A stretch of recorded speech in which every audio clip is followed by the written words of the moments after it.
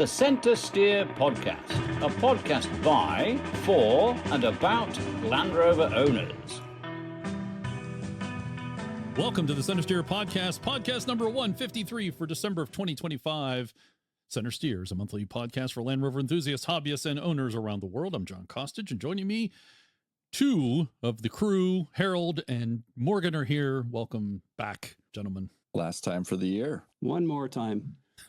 For 2025.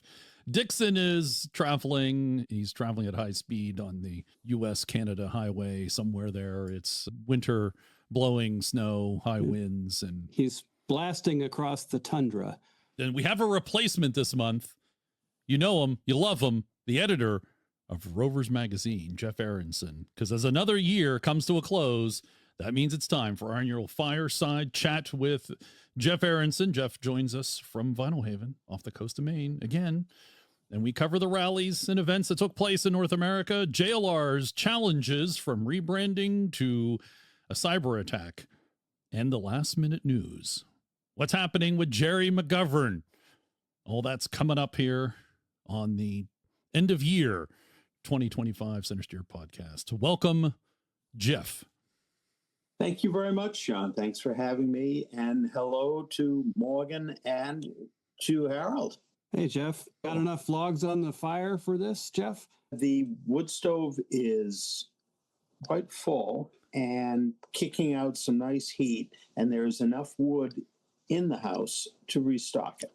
Good. It's winter out there, so we should all put a log on the fire. Stoke them if you've got them.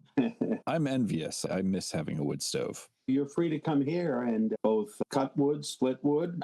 I've been gifted a maple tree that came down in a storm, and that to be cut up and to split as soon as I can. So maybe I can use some of that nice hardwood this year. That would be awesome. Wood heat is one of those things that my grandfather used to say it heats you 4 times. The felling, cutting, stacking, splitting, carrying. I don't know. Yeah, that's legit. And then you burn it eventually. Right. Jeff, we're recording this on December 14th of 2025, and we just had 6 inches here in Western Pennsylvania of snow. What's snow like in Vinalhaven? We are 15 miles or so off the coast of Maine. So we have a sort of microclimate, and even though the water temperature is only in the 40s, it still is enough to push a storm front away or to attract the squalls. At times, our own lake effect type of thing, like over the Great Lakes. Right now, there's just a couple of inches on the island itself. We've had snow, we've lost snow, we'll get more coming. But in Maine as a whole, there is anywhere from 6 to 12 inches, depending on where you are in the state. And thanks to our Patreon and BET subscribers for their support all this year. Patreon supporters receive bonus content, including 10 questions, our Land Rover oriented question and answer lightning round.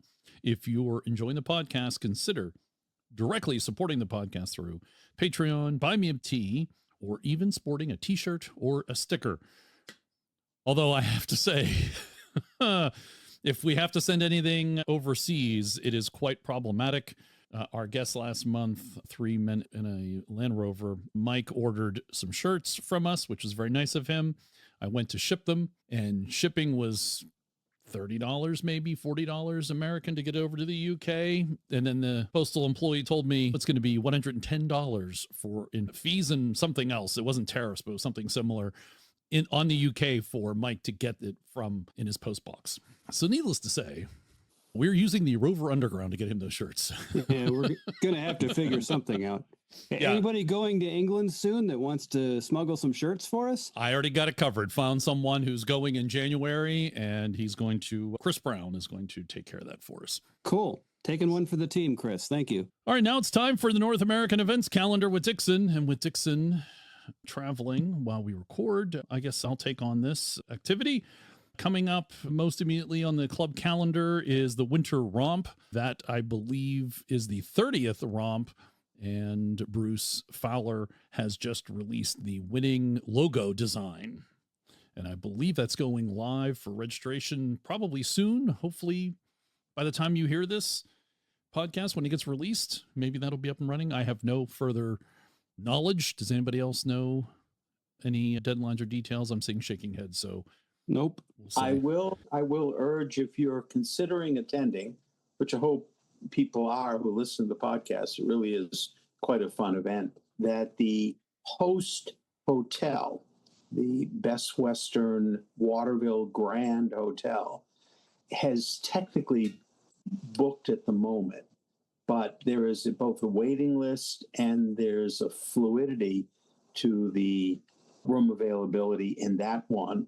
Bruce has announced that he's working on a motel right across the street, the Fireside Inn, and that to look for a block of rooms there. So you'll all be within a short walking distance of the host hotel in Waterville, Maine.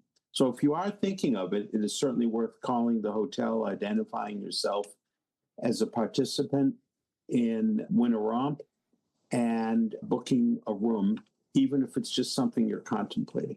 And it is the 30th anniversary of the romp. Is that correct? That is what Bruce has announced. I thought it was more than that, but Bruce is calling it the 30th because I honestly don't think any of us in Maine can remember when the first one actually was. It's his party. He can pick whatever number he wants, can't he? He can. He does try and be accurate. But this will be great fun. It certainly has been over the years a very entertaining event. And one other event to prepare yourself for or consider is the Anarch Stewards Training. That will go live for registration. It should go live before the podcast comes out. How do I know that? Because I'm working on the website for that.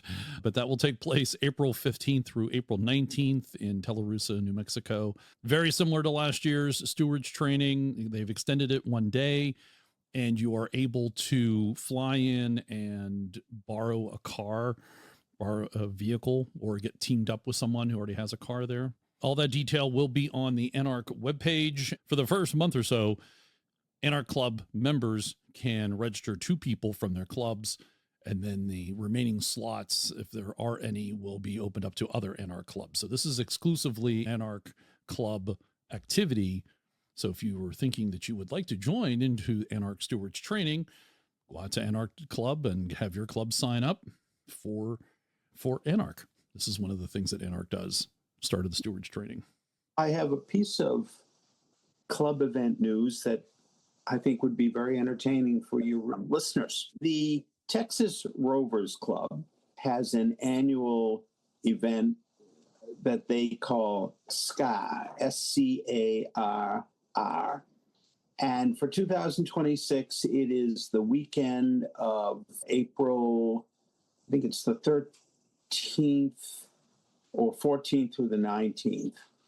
It is in Gilmer, Texas. But the interesting part for listeners all over the United States, particularly on the East Coast, is that collector/enthusiast/Anarch board member Bill Cooper has worked with the owner of Barbara Toy's Land Rover called Pollyanna. The owner, Tom Pickford, arranged for Pollyanna to be present at the Pebble Beach event, the concours that was held last summer. It was one of 10 expedition Land Rovers presented there. Pollyanna stayed in the U.S. as a vehicle. Tom went home to England. Tom has often heard of and has enjoyed the Texas Rovers tribute to Barbara Toy, a women's only trail run during the event at SCAR. Tom has working with Bill Cooper, and Bill has agreed to follow Tom in Pollyanna from New Jersey all the way to Gilmer, Texas, which is where the Barnwell Mountain Off-Road Park is located and where SCAR is going to be held again. Bill has worked out an itinerary of travel based on his own tribute run made in his Series 1 to honor Barbara Toy, I think it's 3 or 4 years ago. So Bill has just sent me an itinerary that essentially goes along the coastal regions of the East Coast states down as far as Jacksonville, Florida, then across the panhandle of Florida through Louisiana to Houston, where he then intends to head north to Gilmer. And John, the Anarch Club member, will receive that itinerary. Anybody is welcome to join of any club, Anarch or not. But the interesting point is that Bill would and Tom both would love to have a welcoming moment in each of the states. So I invite clubs anywhere from New Jersey through down south to Florida, across the southern states, and then into Texas, and to join in celebrating Pollyanna's arrival in Texas, which has not happened since Barbara Toy actually drove across the U.S. decades ago. So I'll have that itinerary available shortly from Bill. Everything, of course, is a bit tentative. It is a series 1. But Bill is actually volunteering to drive behind Pollyanna with a trailer just in case, or if Pollyanna runs out of speed in time to make the event, Bill and his wife Patty and Tom will actually put it on the trailer and they'll hustle it across to make sure it arrives in Gilmer in time for the annual SCAR event. Registration for SCAR, I'm told, opens January 5th on the Texas Rovers website, and you need not be a member specifically to register for the event. Yeah, we're going to get to that itinerary up on Anarch's website once Bill had a little more finalized and the webmaster has some more time. maybe we could get Bill on the show to talk about it before the... Absolutely. A wonderful presenter about Barbara Toy and all that she accomplished. I'll bet, John, if you have time that month in April, you probably record Tom on the show as well. I have already talked to Bill about, getting Tom to be on the podcast. Yeah. Good. So those are the immediately upcoming events. Thanks for SCAR, Jeff. That was good to hear. And also we look forward to the Barbara Toy tribute reverse run in a way, because she went west to east, as I recall. This time he's going to go east to west. All right. I think it's time to talk about the news. And you sound so happy about that, John. It's interesting you say that, because when this news broke, and it is very tentative now, that Gerry McGovern was reportedly, by one outlet, allegedly, excellent use of the word there, sir, allegedly escorted off the property, Land Rover JLR property. And the happiness I saw online was a lot of people were seemingly happy. Rejoicing in Land Rover land. There was. And we're going to talk a little more in depth about it. We've got a couple articles to read. But also, it's important to say that we're recording this on December 14th, and this news broke early December, like December 2nd, December 1st. And only yesterday, Land Rover finally acknowledged it after what is almost 2 weeks now. And all they said, this is literally all they said, we did not fire Gerry McGovern. No other comment was made. So by the time you hear this, when we published it, and our listeners will hear this, all bets could be off. It could be completely different. Exactly. So keep that in mind as we talk about the following. So listen if you want to what we're going to say, but it might just not matter. So here's a couple articles. First up, JLR fired the man who designed the Jaguar Type 00 concept. Report. This is Car and Driver. There's a good bit here to read. I think it sets a good stage. JLR, formerly known as Jaguar Land Rover, is cutting ties with the man behind some of its most popular models and one of its biggest controversies. Gerry McGovern, JLR's chief creative officer since 2020, has been fired, according to a report today by Autocar India. The decision to get rid of McGovern was reportedly made by PB Balaji, JLR's newest CEO. Previously, Balaji was the chief financial officer for Tata Motors, JLR's parent company, but last month he replaced Adrian Mardell, who retired after 3 years as JLR CEO and 35 years with the company. Balaji takes over a company that's still recovering from a massive cyber attack that halted production. Jaguar, having delayed its $130,000 electric Grand Tour, it appears JLR's new leadership may have plans to take things in a different direction. According to the Autocar report, McGovern was considered to be a driving force in Jaguar's controversial rebrand, which included switching to an all-electric lineup and building more expensive, limited production models to compete with ultra-luxury brands such as Bentley. That move coincided with the release of the polarizing Jaguar Type 00 concept. British say Type 00 or Type, they'd probably say 00, wouldn't they? Especially if immediately followed by another digit. It's right. Yeah. Car and Driver reached out to JLR to confirm the news of McGovern's dismissal, but a spokesperson said the company wouldn't comment on the situation. Now, this is me speaking now, that was done on December 2nd. As we know, December 14th or 13th, somewhere in there, JLR finally did say they did not fire him. I reached out on behalf of Rovers magazine within a day of reading those initial reports and finding that there were multiple media outlets that followed similar to what Car and Driver has said. My initial response from JLR corporate PR, global corporate PR to be accurate, was that they were not commenting on that situation, period. And the expansion that you read out to us, which indeed came, as you said, a week or two after, was that he has not been fired and we will not comment any further on it. So they were asking media outlets in a very obtuse way to actually hold off on making statements because they weren't confirming or conceding anything.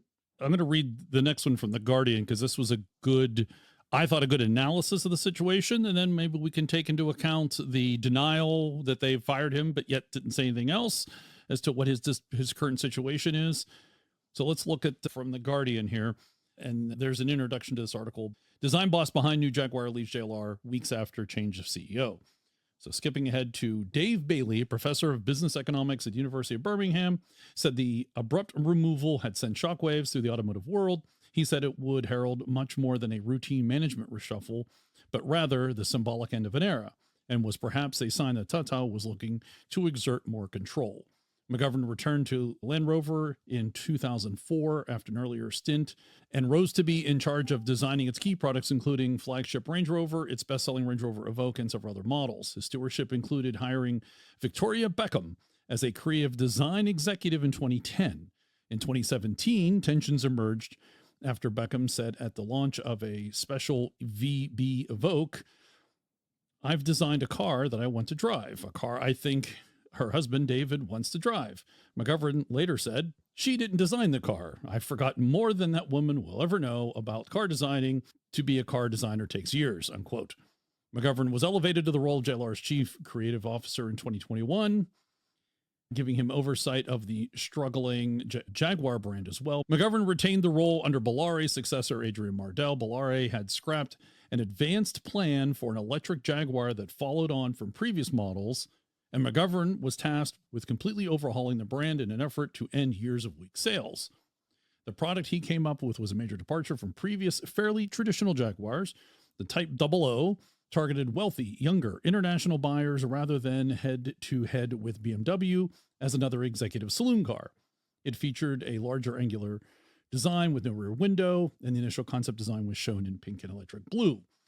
The company faced a ferocious and at times hate-filled backlash from some quarters after a teaser campaign featured several androgynous models. Elon Musk and Trump criticized what Trump called a stupid and seriously woke advertisement.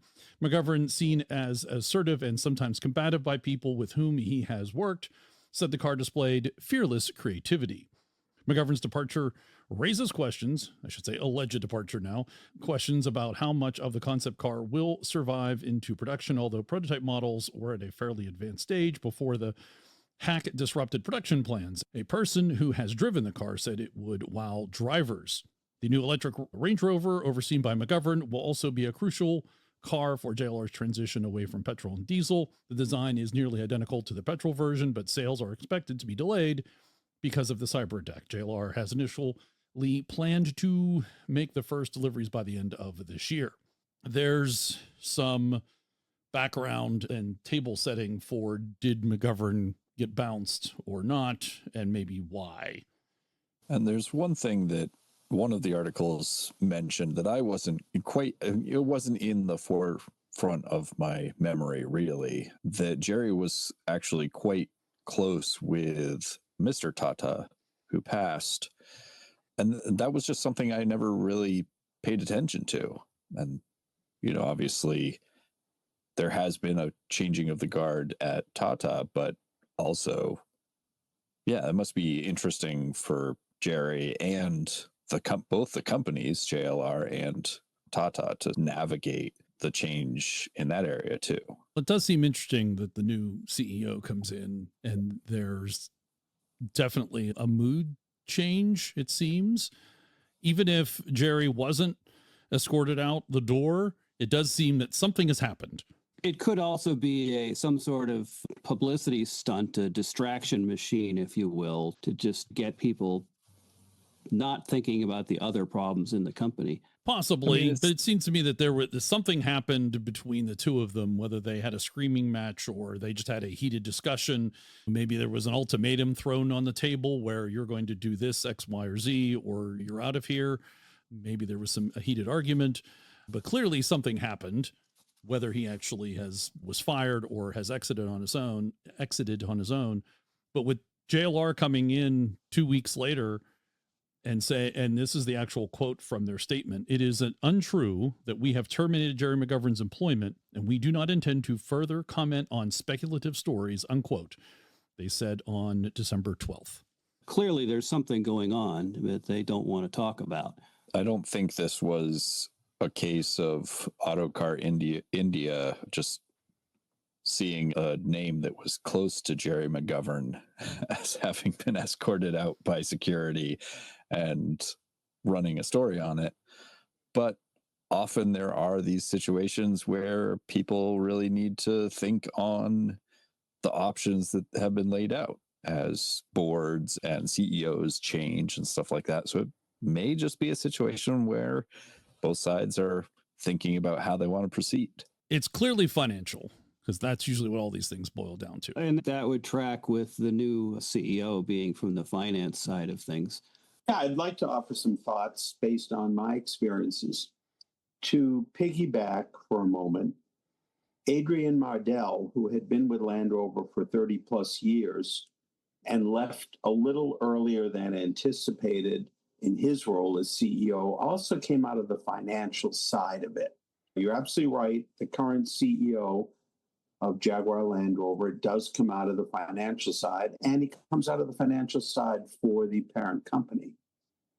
However, it's also important to note that JLR's profitability, the cyber attack aside, was very positively impactful for Tata Motors. It was actually carrying some losing ends of Tata's conglomerate operations. So the thought that somehow that alone, there was a financial issue, JLR has been financially successful. Indeed, Land Rover, of course, has carried Jaguar for the past few years, but it has been very successful. There are more being sold, and they're being sold with a higher degree of profitability than had happened prior to Gerry McGovern taking on the combined chief creative officer role. Yeah, you got to credit some of that financial success to Gerry and his work. Oh, yeah. They've Definitely caused issues within the enthusiast community, but it certainly has not caused financial issues within either the dealer network or the overall understanding by a buying public of purchasing a Land Rover product. That's what makes it so difficult to watch. I don't want to like his products, but they sell. They do sell. The other is that we have to remember we're a North American podcast here, and we have a North American perspective on what works and what doesn't work based on the market that's here in the US and in Canada and to a lesser degree in Mexico. The Range Rover Evoque that does not sell in huge numbers here sells very well, and only the new generation Defender and its sales have knocked the Evoque out of its position as the number one sell worldwide for JLR. And the same could be said for the first gen Freelander. Yes. Sold like gangbusters everywhere but here. Yep. And that was a Gerry project. Yep. Sure. It was. When this current generation Evoque was launched, I was lucky enough to be part of the media team that was sent to Greece for the global launch. And so I got into and drove about 150 miles or so on winding roads in Greece, which was a painless activity in a wonderful vehicle. I was given the opportunity to interview McGovern separately. He had a global PR person with him, but we were in a restaurant overlooking some beautiful bay in Greece. There's no other kind. Apparently not. I didn't see anything that looked awful in Greece, I'll tell you that. Now, I was told I'd have 15 minutes with him. The interview went almost 45 minutes. And his discussions with me were certainly focused around what he thought was important. But you could actually debate Gerry McGovern. He may have suffered fools who worked for him impolitely. That's certainly what I've heard. But he was willing to present his viewpoints on his design ethos and to debate them as long as you could show that you actually were debating on the basis of knowledge rather than just opinion. The interview went for 45 or so minutes, 45 minutes. When I walked out of that separate room and back into the dining room to join the JLR people who were there, plus the media from around the world who were there, the PR people from Jaguar Land Rover were stunned. They had assumed maybe I had been kidnapped and thrown out because he got mad at me. That was not his style, apparently, within the company. And other journalists who've covered this particular instance have talked about a kind of an imperious nature that he had. But it was based, by and large, on the fact that he had been right. He was very proud of the Evoque and very proud of the Freelander and the Freelander 2. They opened up avenues just as the Range Rover Sport opened up avenues. Remember that Stormer concept was under his leadership. He had a reason in terms of the number of vehicles produced and sold that were very successful for Land Rover. What we miss, I suggest, in the U.S. is since Jaguar has been an emotional player here, but not a sales player in any way. If you'll notice, almost all the articles produced out of the United States about his alleged departure were based on the reaction to the Jaguar. England cares enormously about the Jaguar mark, whereas enthusiasts here do, but we certainly doesn't have a sales impact, or since it's not produced here, any real manufacturing impact as it does as a company and an important name in the British auto industry. I have a hunch that the arguments and the debates are far more over the decisions made under Gerry's leadership for Jaguar than they are for Land Rover.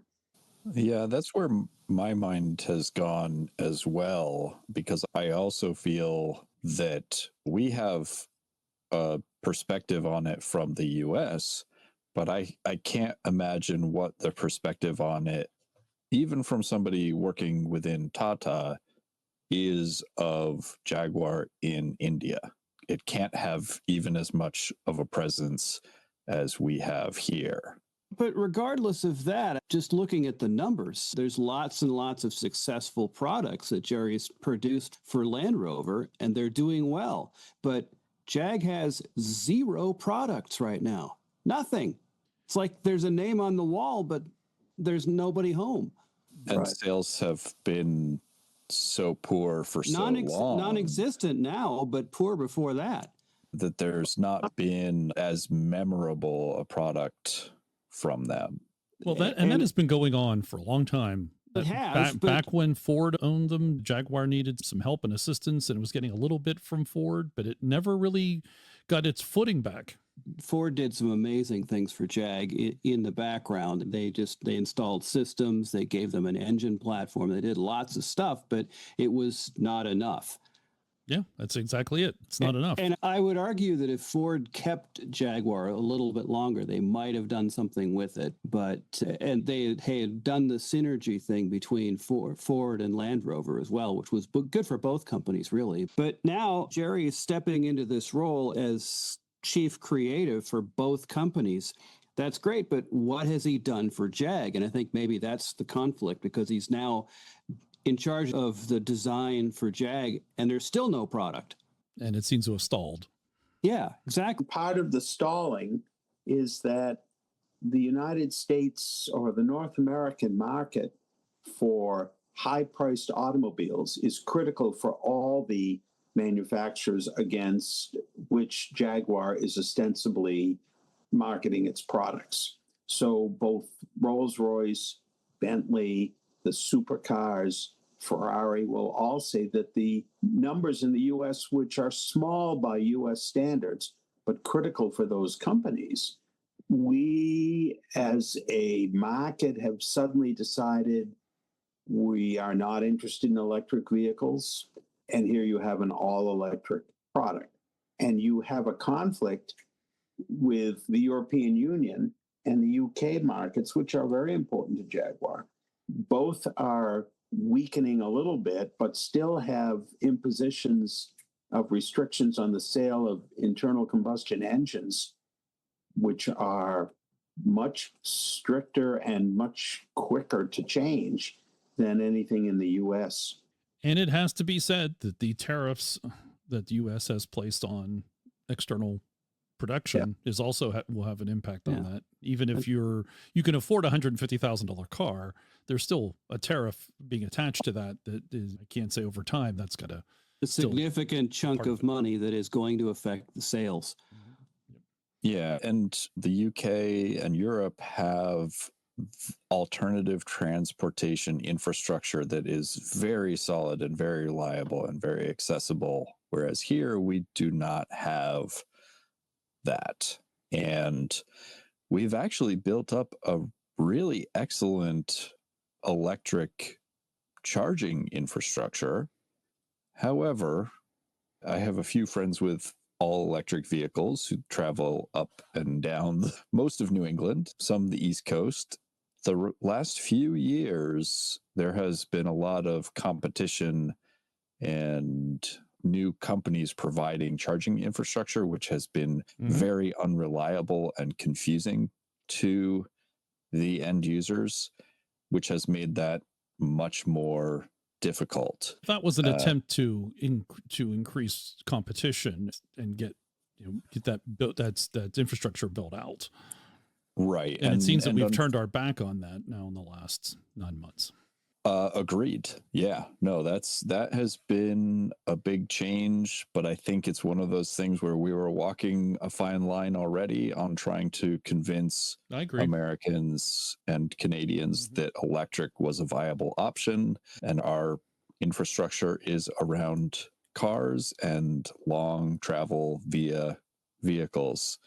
So it was already an uphill battle. Not made any easier by the fact that relative to Europe, we have much longer travel distances than they do. Even for the basics of buying food, the average travel distance is significantly further. And that takes us back to Mr. McGovern. And is he still not with JLR? It seems like he is, according to Land Rover's only statement they put out. He's not been fired.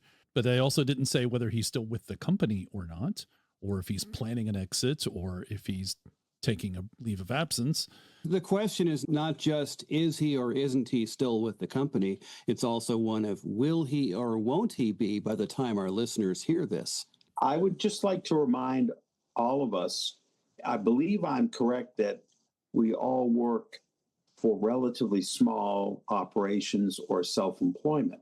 When you reach a position that you're on the executive board of a major corporation like JLR, short of malfeasance or an illegal action, you don't really just get rid of somebody and then wipe your hands and say, we don't have to pay that anymore. Every significant executive in virtually every corporate situation has protections for themselves. So even if, quote, removed, you don't have a vacant slot that you've budgeted for. It's also a PR issue. Those things are always planned and communicated well ahead of time so that shareholders and customers do not get all freaked out when changes are made. So if he was actually fired, yeah, there would need to be a good reason for cause. Maybe he was I'm not saying he did this, just as a potential idea or a reasoning would be maybe he's the guy that clicked on the email that got them hacked, as an example. That's a reason for cause. I'm not saying that happened. To go to the hack for a moment.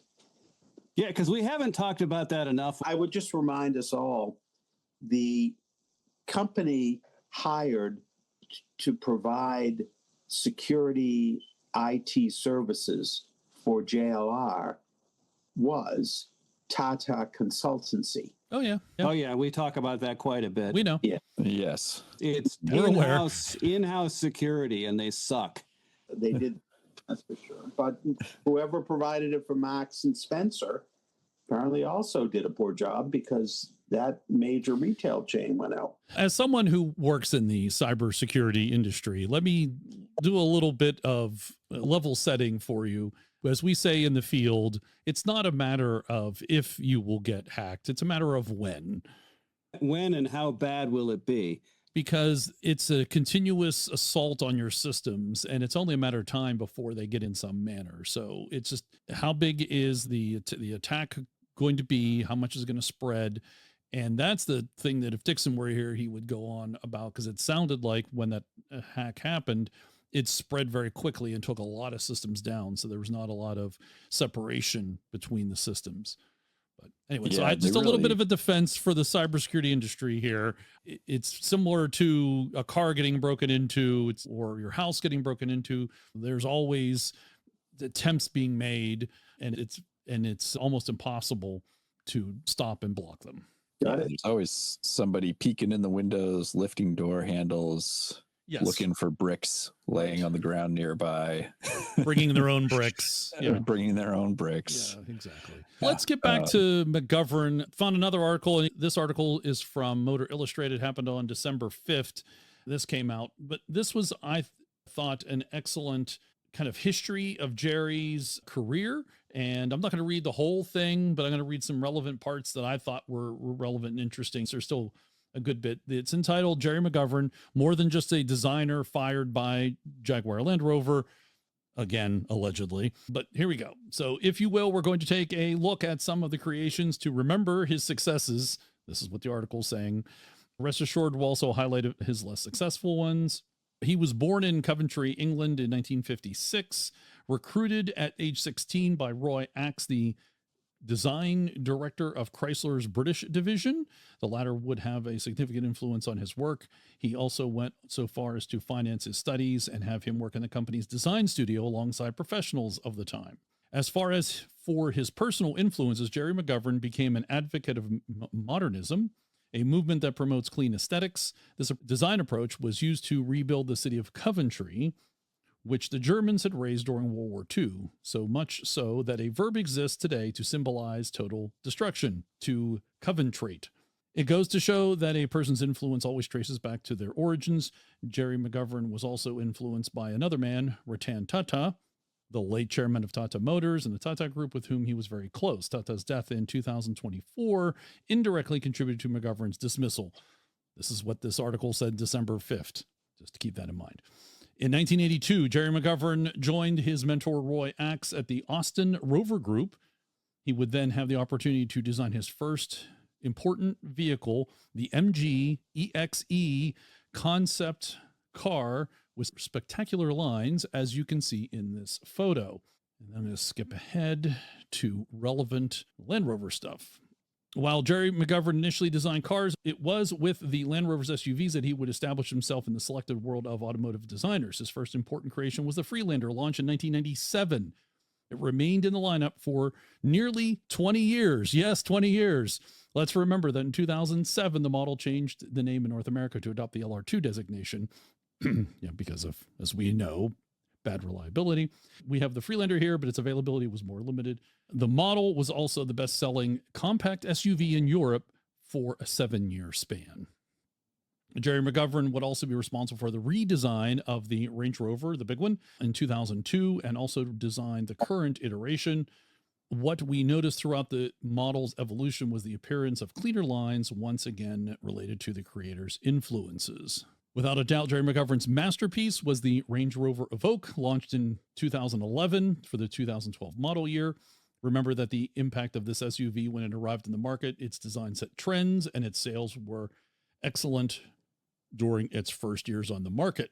This model was the first complete project carried out under the designer's supervision following his return to Land Rover in 2004.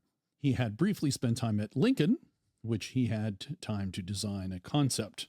Skipping ahead to at Land Rover, Gerry McGovern continued to lead the design team that would give birth to other interesting models such as the Range Rover Sport and the Discovery Sport. The designer would have 2 more hits up his sleeve, the Velar in 2017 and the Defender in 2020. In the case of the Defender, the challenge was greater. With a model that had captivated enthusiasts since the early 80s, the team worked for over 6 years to arrive at the final result. Frankly, it was a success across the board in terms of design. The model also proved successful for the brand. Finally, perfection not being of this world, Gerry McGovern also gave life to models that enjoyed less success. This is the case with a convertible Evoque that warranted a capitalize of success by creating an original variant, but it proved to have questionable proportions. While some found the model's appearance appealing, others criticized its truncated rear end, which made it hard to take seriously. The public decided sales were low. Then there's the Type 00 concept, which was supposed to represent Jaguar's electric and ultra-luxurious future. The reactions were such that the brand's new boss had no choice but to fire Gerry McGovern. And again, this is the article saying this on December 5th. And he nevertheless had a noteworthy career, as evidenced by some of his creations. He will be remembered, he's still with us, guys, for the minimalist approach. Also spent many of his years at JLR. You can be sure his influence of the company's way of doing things will be reflected in the brand's upcoming creations, as well as the entire design team that has embraced his philosophy for over 20 years. This article reads like an obituary for his career. Didn't it? But he's not quite dead yet. And one of the things that I was thinking of regarding what Jeffrey was speaking of earlier, that there are safety nets and all sorts of legal matters related to someone who's that high up in an organization leaving, but also with somebody like Gerry, who is a chief designer for the brand, there's a lot that has to happen to determine what ideas, generally certain ideas are not going to be allowed to leave, but also what can his career be afterwards, and what protections does he have on his own style and design to make sure that JLR wouldn't be able to come after him for something that happened to look similar, just as an example.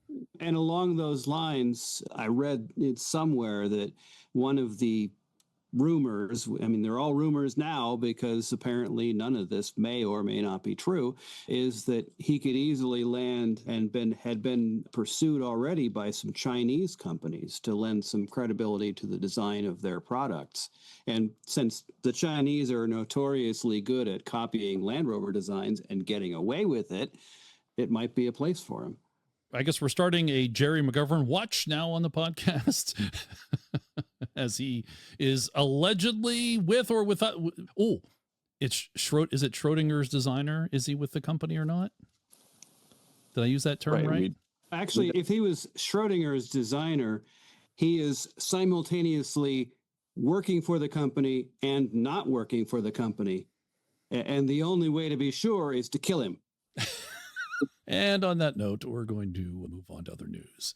This is from Consumer Reports, an independent research nonprofit, ranked 31 car manufacturers. The ratings are based on averages of new vehicles overall score, which factors in results from road tests, safety assessments, and reliability and owner satisfaction. Out of 31 car manufacturers, these are the top 10 best and worst car brands for next year. That's 2026. Best car brands, number 1, 2, and 3, Subaru, BMW, and Porsche. Worst car brands, GMC, Land Rover, and Jeep. So Land Rover is not the worst. Once again, we're not last. We're not last. We're not last. And next, this is from a video from the SUV Geek, and they talk about dealers can't sell these car models. So these are models that are sitting for over a year on the lot. And as you're probably not surprised to hear, the Land Rover Discovery is on that list. It's 11 out of, I think there's about 15 or so here. Just confirmation that the Discovery is not selling, and they are. So you sitting on the lots, maybe you get yourself a good deal. Can't get that Defender that you want, maybe get yourself a Discovery. And I think the Jaguar F-Pace was on that list too. It was number 1. You'd think it'd be doing better because you literally can't get a new one. You're stuck with what's on the lot.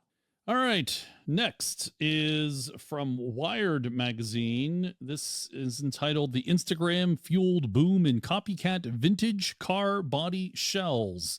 Instagram is awash with Asian firms showing how they can remake old Broncos, Defenders, and other whole classic cars better and much cheaper than the US. So there are some things to call out here for you. Classic cars from the 70s and earlier undeniably had style. Trouble is, auto companies don't make them anymore. That's a sales boon for restoration workshops, but barn finds notwithstanding, the supply of period vehicles is inevitably limited.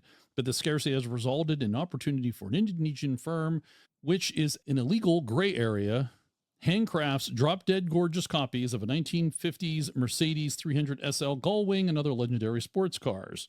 Chinese factories are stamping out 3D scanned body shells for icons such as Ford Broncos of the 60s and 70s and more recent Land Rover Defenders from the 80s and 90s. Voluptuous vintage cars may creak, but those that have achieved classic status ooze personality. Nothing relevant except it was just a great line to read because I completely agree with that. Hagerty estimates that there are 45 million such vehicles in the U.S. worth $1 trillion. That's all the collector and vintage cars. If historicity is preferred, there are also workshops that restore and modify genuine vintage cars, upgrading these resto mods with beefier brakes, performance engines, and full blast aircon units. Land Rover in the UK sells remastered pre-16 Defenders for $305,000, while Heldberg of Arkansas takes 25-year-old Defender bodies and rebuilds them with an in-house machining, hand-shaped components, customized cockpits, adding focal audio systems, CarPlay, Tesla-style multi-camera, cloud-based security systems. Vintage Broncos and Land Rover Defenders are apparently among the most prized cars restored, modified, and upgraded by resto mod shops, according to Lance Stander, CEO of Super Performance of California and Florida. The original Bronco was underpowered, had bad suspension, and was a stereotypical gas guzzler, says Bill Schwartz, author of Resto Mods. Schwartz claims that by adding the better powertrains, overhauling the interior, brakes, suspension, the Bronco becomes a spectacular crate. Schwartz adds that classic Defender, once given the modern convenience that people want, are more sought after than ever. And as this popularity is why the Chinese factories now make and market, via Instagram especially, brand new, period correct Bronco and Defender body shells at prices drastically lower than official parts. But with these nostalgia-infused shells increasingly available, there's also a sizable number of immaculate builds on U.S. roads that are far less authentic than they look. A lot of Defenders on the market are replicas, confirms Heldberg's CEO. Most people are not aware of this, and it's really no different than buying a fake Rolex. And then there are also a growing number of markets for what some original makers might consider counterfeits, but which buyers and workshops call continuation cars. Some auto brands have sought rights to classic models to agents, which in turn license replica makers, the best of which use the same blueprints, materials, and building techniques as the original brands. And then out of the 3 production bases covering 120 acres in China, Chen makes, among other brands and models, the 1960s and 70s era Bronco, the Defender body shells, selling via Alibaba, as well as on its website. And now the company with 300 staff, run by Western 4x4 fan CEO, is developing a ground game in the US and Europe, taking space at motoring expos, exhibiting recently at a Land Rover enthusiast show in the UK, as well as in Frankfurt. Zhongchen also displayed its newly formed body shells and panels on a spacious booth in the International Pavilion at SEMA show in Las Vegas. Schwartz assesses that, crucially, the company is not claiming the factory is making authorized parts or making them under license. They've got the right-shaped bodies, but they're not claiming that they are official. Schwartz compares Zhongchen's seemingly accurate body shells to merely making a shape and that anybody can make a t-shirt. Schwartz adds that protecting international trademarks is tough, and to stop Chinese factories is a deep pockets endeavor. Crucially, the body shells aren't just available in China or being shipped to individual buyers in the US and Europe. Zhongchen is exhibiting at international car shows. The price is keen to its new complete 67 to 77 Bronco retails less than $12,000. Next, a key violation or not, depending on the lawyer you ask, is the copying of a silhouette known as IP wonks as shape mark. This is a type of 3-dimensional trade dress consisting of recognized shape associated with a brand. The best known such shape mark is the one registered in 1960 for the Coca-Cola bottle. Protecting a car shape is often difficult because the car shape often has to have acquired distinctiveness, says DLA Piper partner Michael Geller. That means the car shape is not protectable as soon as the model is developed and released. Instead, it has to be used over a sufficient period of time, and due to that use, consumers associate the shape with the manufacturer. If a car part is not protected by trade dress, it can often be copied. Car companies have tried to get protections for certain car parts through a design patent, which are not protectable as trade dress. Some car companies have sued aftermarket parts providers over these parts. We're getting there. There's more to read. For Ford or JLR to take action against Zhongchen and other Chinese makers of full body shells, it would require the Western companies to defend trade dress, not of today, but from 40 or more years prior. And that trade dress has to be non-utilitarian. Trade dress must specifically be described, says Geller. So you couldn't just say that your trade dress covers the full body shape. You have to carve out functional elements. Wired contacted all 3 companies for comment on this matter in the article, but got no reply. Quote, JLR takes the protection and enforcement of its intellectual property rights seriously, but does not comment on specific cases, unquote, a JLR press officer tells Wired. In 2020, JLR was unsuccessful when a London court dismissed the firm's appeal relating to the shape of its Defender. JLR claimed the shape had acquired a distinctive character, but was challenged by Enos after they unveiled the Grenadier in July the same year. Ratcliffe's off-roader is similar in appearance to the pre-16 Defender. JLR appealed, but the UK's High Court upheld the finding by the UK Intellectual Property Office that the Defender design wasn't distinctive enough, and that while any differences in design may appear significant to vehicle specialists, they may be unimportant or may not register with the average consumer. And I got one final paragraph. I found this article fascinating. The fact that there are now new sources for full body car bodies is significant, says Ed Kim, chief analyst, researcher at Auto Pacific in California. But Kim adds, buyer beware, OEM bodies are built to existing standards, not just for fit, but materials and quality of welds too. Bodies made of cheap subpar steel may not only experience premature corrosion, but they may be much less robust and safe in the event of a crash. So there you go. There are apparently these body shells being made.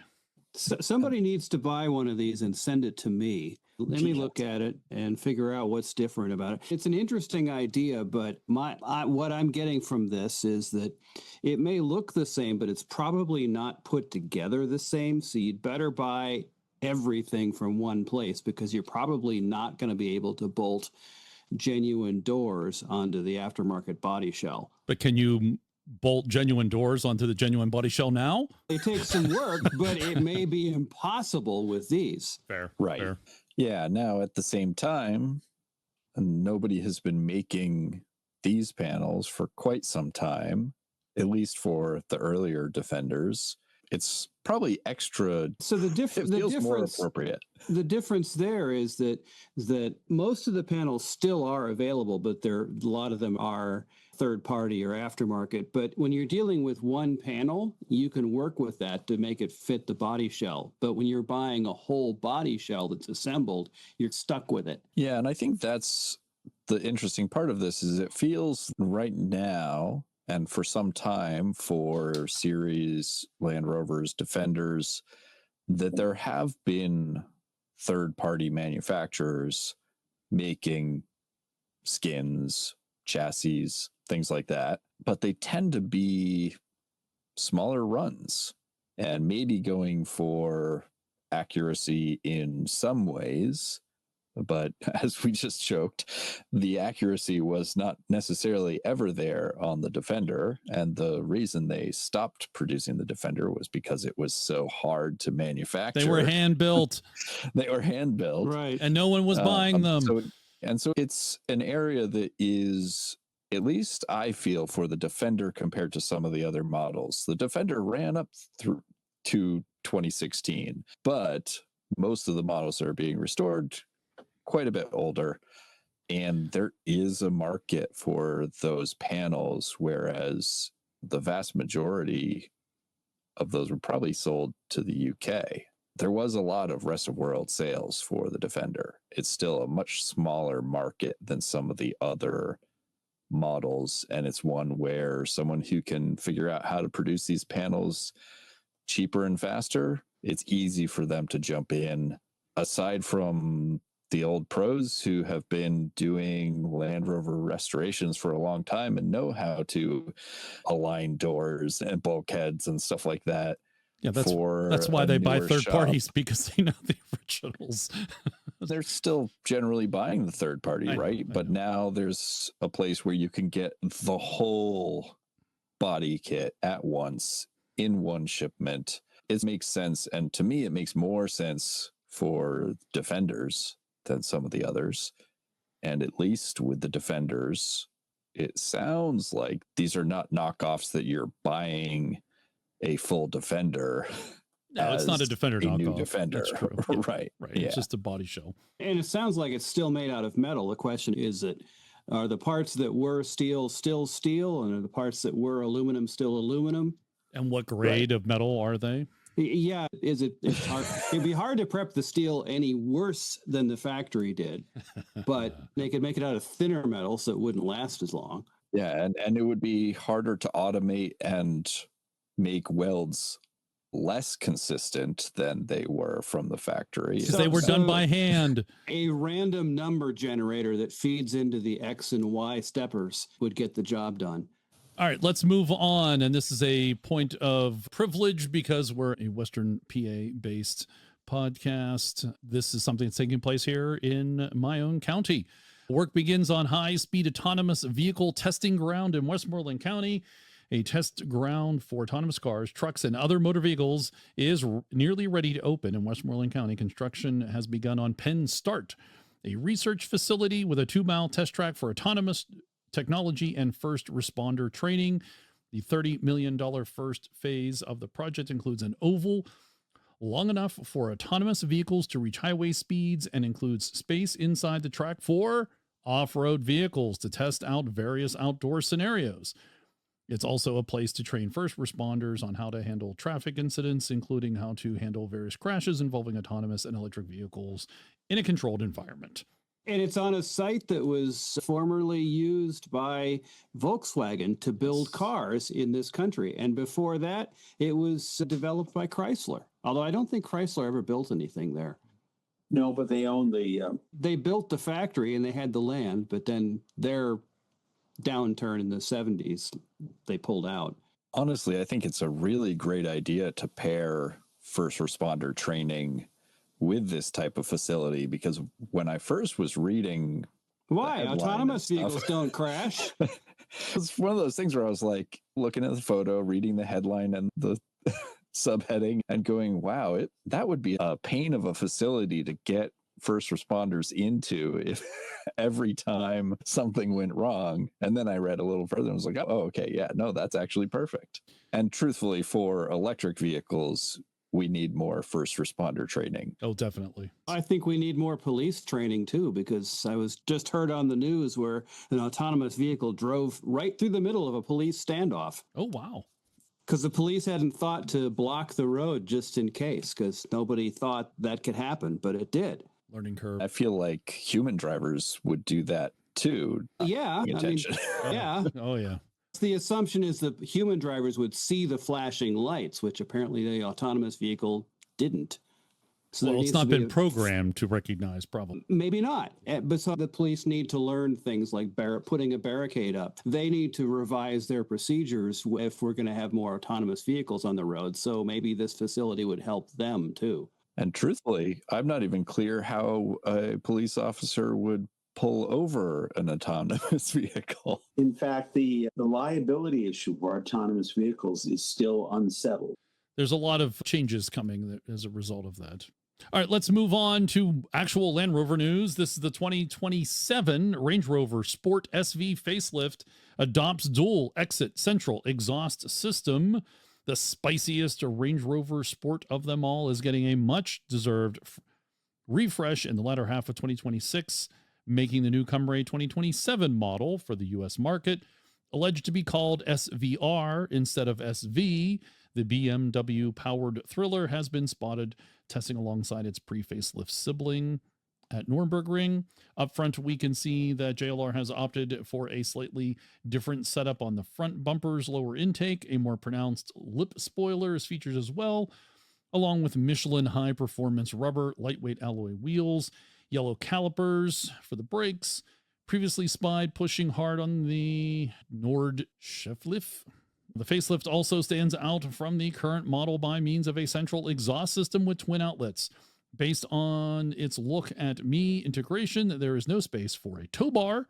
On the other hand, who even considers buying an SV with the intent of towing? And the nice thing about the dual exit exhaust being in the center is they don't have to make separate versions for right-hand drive and left-hand drive. So it's like the CentreSteer, center exhaust. Yes. We're not changing the name of the podcast. Next is the 2026 Land Rover lineup. Big moves, bold looks, and one delay. So this is Motor Trend put together all the different changes.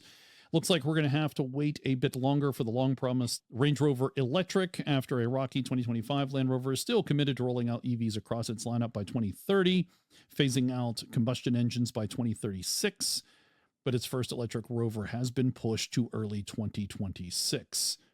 We're going to look at specific models here. The 2026 Defender. All 2026 Defender body styles received revised lighting, flush smoked taillights, and a new front LED signature, plus updated wheel designs and new colors, including Barrasco Gray and Woolston Green. Inside, every Defender now runs a larger 13.1 infotainment screen with updated software. Land Rover also broadens the lineup with new special editions. Yay. The 110 Trophy Edition pays homage to the Camel Trophy with deep sand glow yellow or Keswick green, roof rack and ladder, external gear carrier, raised air intake, protected mud flaps. The Octa Black model brings a darker, more aggressive aesthetic with exclusive trim details. The 2026 Discovery still exists. That's it. Oh, no, wait a minute. Rounding out the updates are 4 new accessory packs. Yay, Discovery gets accessory packs. Beach Day, Road Trip, Snow Days, and Biking Adventures. Disco Sport still exists. They only offered in the Landmark trim. That's it. You only get the Landmark trim, nothing else. The 2026 Land Rover Range Rover. The Range Rover lineup adds a new flagship, the SV Black, a stealthy ultra luxury variant that pushes the SUV even further up market, available with a standard V8, offered in both standard and long wheelbase config. The SV Black lives up to its name with Navarric gloss black paint, polished black grille and lettering, darkened badges, massive black 23-inch wheels with matching brake calipers. All SV models now include body and soul seats, sensory floor tech. I read that correctly. It is sensory floor tech as standard, and Pirelli P0 tires join the broader lineup for 26. The seat system uses transducers to emit low frequency vibrations that sync with the music, while the floor setup provides similar haptic feedback through special mats for a fully immersive experience.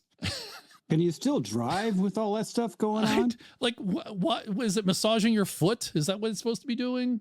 What those features are supposed to do is further reduce noise and vibration by canceling out both the tactile feel of the noise and vibration and the aural sound of noise and vibration. So rather than necessarily further stiffening the vehicle and or further dampening through bushings the vehicle's activity, you have the noise canceling feature akin to what you have on the sound systems of vehicles. I can go along with that, except it says here that it's in sync with the music. Yeah. Which makes it sound like you're going to be in a disco or something. It probably is, like Jeff said, it's a noise canceling feature. So it probably is tuned to the music so that it doesn't interfere or cancel out the music at all. Because if you've got a song thumping some bass, you don't want it canceling out that as well. So it's probably synchronizing what it's canceling and ruling out the music as, no, those are thumps that they want. It's an interesting application of the technology. Okay. I honestly don't see the need. I don't get it. I understand what you're saying. I understand the words, but there's also at some point you don't want to completely isolate the driver or even the occupants from what's happening outside the vehicle. If you don't want the mechanical noises, you shouldn't buy the vehicle. Now, if they can make an aftermarket that can be slapped in a series Land Rover, now we're talking, can actually cancel it out. Put it in my 110. That'd be fantastic. That's what I need. I'd be impressed for sure. All right. Next up is the Land Rover, Range Rover Evoque. Still exists. It is the Dynamic SE. Trim now includes 360-degree camera with Wade sensing. The 2026 Land Rover Range Rover Sport, it still exists, but there's more. Expands with 3 new top-tier variants spun off the flagship SV, each dialing up attitude and personalization. The SV Black goes all in on stealth from its Navarre Black exterior paint, badges, etc., etc. The usual exhaust finishers, gloss black. Inside, ebony Windsor leather, gloss black accents, SV black illuminated tread plates. For fans of racy-looking composites, the SV Carbon layers on forged carbon fiber exterior trim with an optional twill carbon finished and exposed carbon hood. At the tippy top sits the SV Bespoke, the most customizable Range Rover Sport ever. Buyers can commission one online or at Global SV Studio, choosing from more than 230 exterior colors, including match-to-sample options and a new glass-like gloss finish. The 2026 Land Rover Range Rover Velar, as with the Evoque, it gets a 360-degree camera, features gesture control tailgate. Velar continues. And that's it. There's your 2026 lineup. And then Land Rover Defender Dakar D7XR is ready to race across the desert. The 2026 running of the Dakar rallies coming up, with racing in Saudi Arabian desert kicking off on January 3rd. Its new Defender D7XR is specifically targeted at desert rally racing. The Land Rover will be backing 3 teams in this year's Dakar. The truck will be competing in the stock class, which allows for very specific and limited modifications. Defender owners often like to belt out their rigs with all kinds of extras, so the D7XR might actually be less extreme than a road-going Land Rover. The engine is a factory spec twin-turbo 4.4-liter V8, as already found on the Octa. An FIA-required air restrictor actually hobbles the power slightly down from the production of 626 horsepower peak output. The D7XR is basically the race-ready version of Defender's most extreme Defender. That's the Octa. The body shell and powertrain are largely the same as what you can buy from your dealership. The wheel arches have been extended to fit 35-inch tires, as the D7XR rides higher and wider than the Octa. Wow, even okay. For ground clearance and stability at high speed, there's some extra underbody protection, performance dampers from Bilstein, and of course, the expected full suite of safety gear.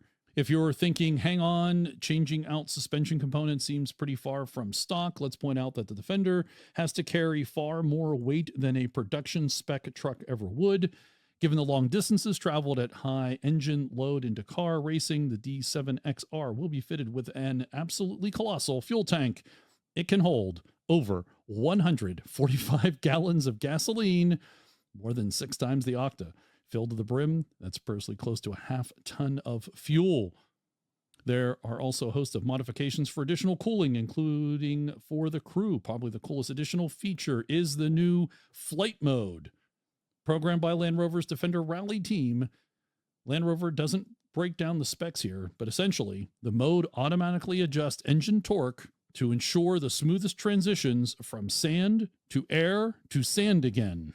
The D7XR has some pretty big boots to fill here, and this is not the first time Land Rover has dipped its toes in the sand. The very first running of the Paris-Dakar, held between 1978 and 79 over the new year, was handily won by a 2-door Range Rover that was barely modified apart from an extra fuel tank.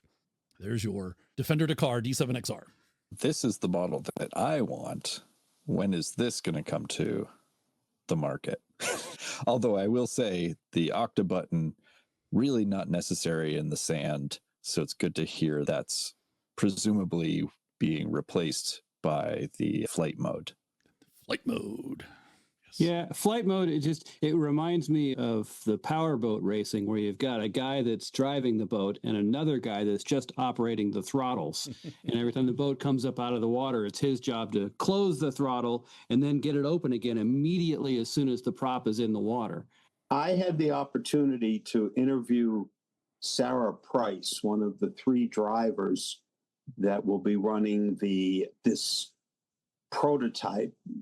John, there is a special class that Land Rover will be running in. It isn't quite the stock class that the 2027 event, when they're actually going to enter as a production vehicle. But this is going to be quite close to what the production could be. Remember, in order to have a production vehicle, you actually need to be able to buy one. Not in great numbers, but it needs to be available. What Sarah noted was that the undercarriage requirements for this Octa-based race car or rally car are different because we're not talking top speed at Nürburgring or Sebring or at Daytona. We're really talking endurance racing, these 1,000-mile or multi-1,000-mile events. And it's much more about straight line than it is about turning corners. True. Although there's corners, but much more of it is wide open in a straight line and in the air a good bit. So it was very interesting because she's quite experienced in multiple forms of racing at the Dakar, from side-by-sides to automobiles or trucks. So for her to have this overview was very helpful for me to understand how you have to design something for the Dakar that is different than running it on a racetrack. There's one thing from this model that I would like to see on my classic Defender. They have a strap for the door instead of actual door handles. That it's in red. That'd be cool. That can be arranged. Yeah, I know. See, Land Rover could brand it then and sell it.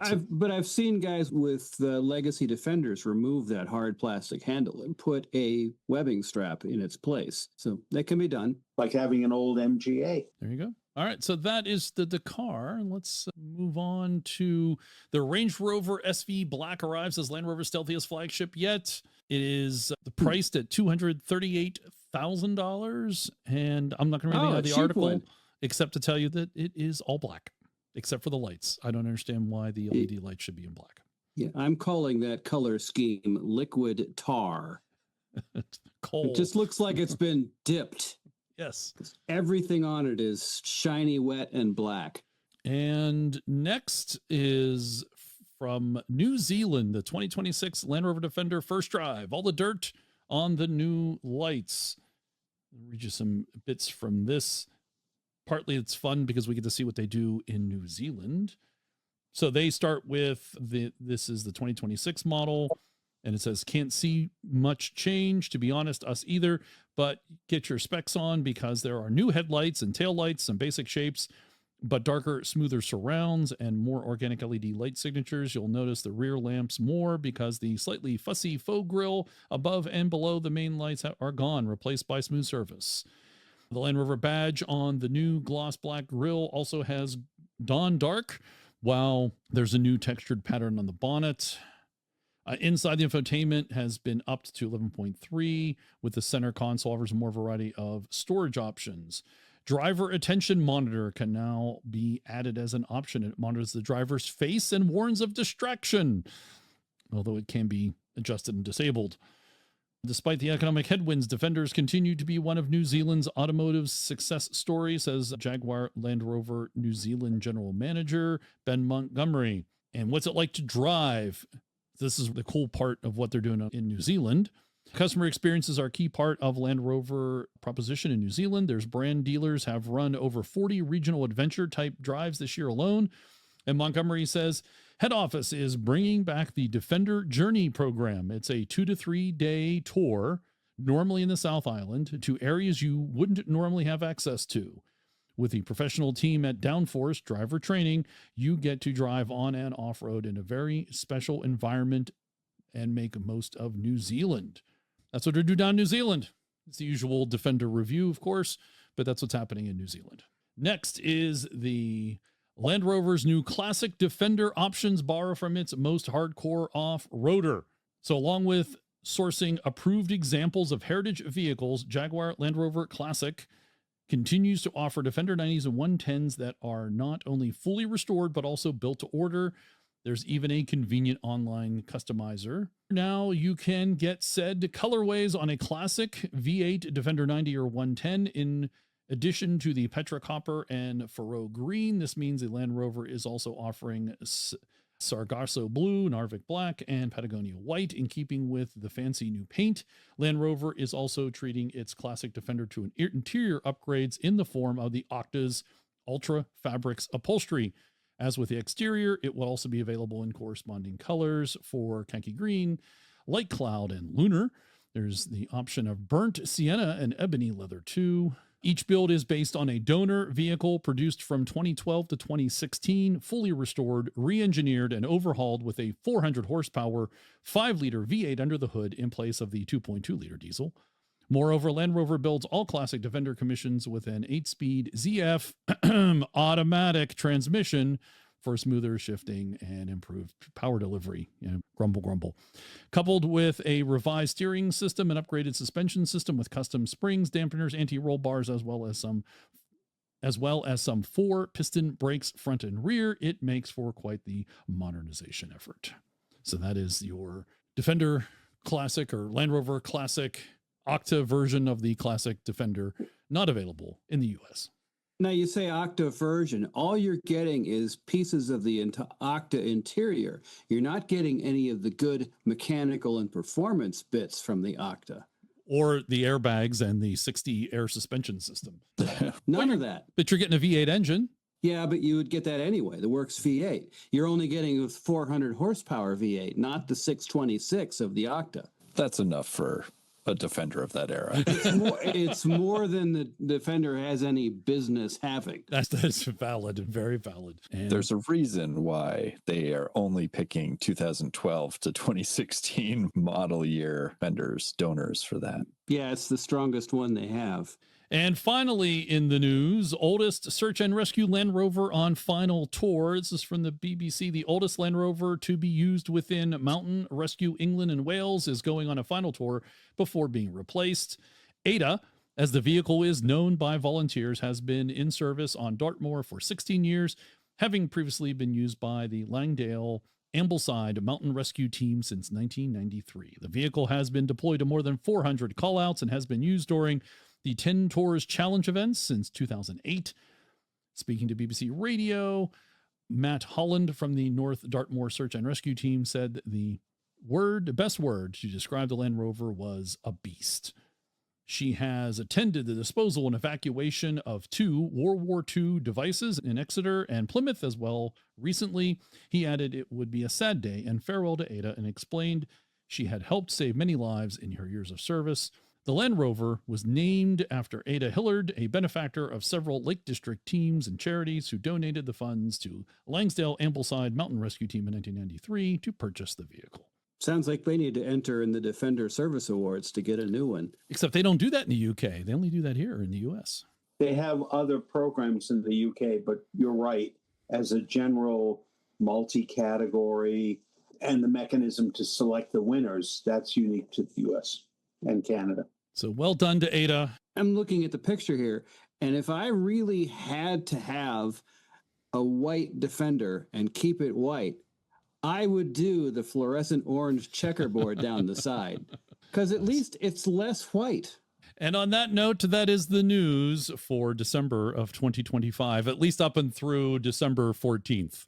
And now we have to take a break so that Jeff can throw another log on the fire. Yes. And everyone else should stoke their fires as well.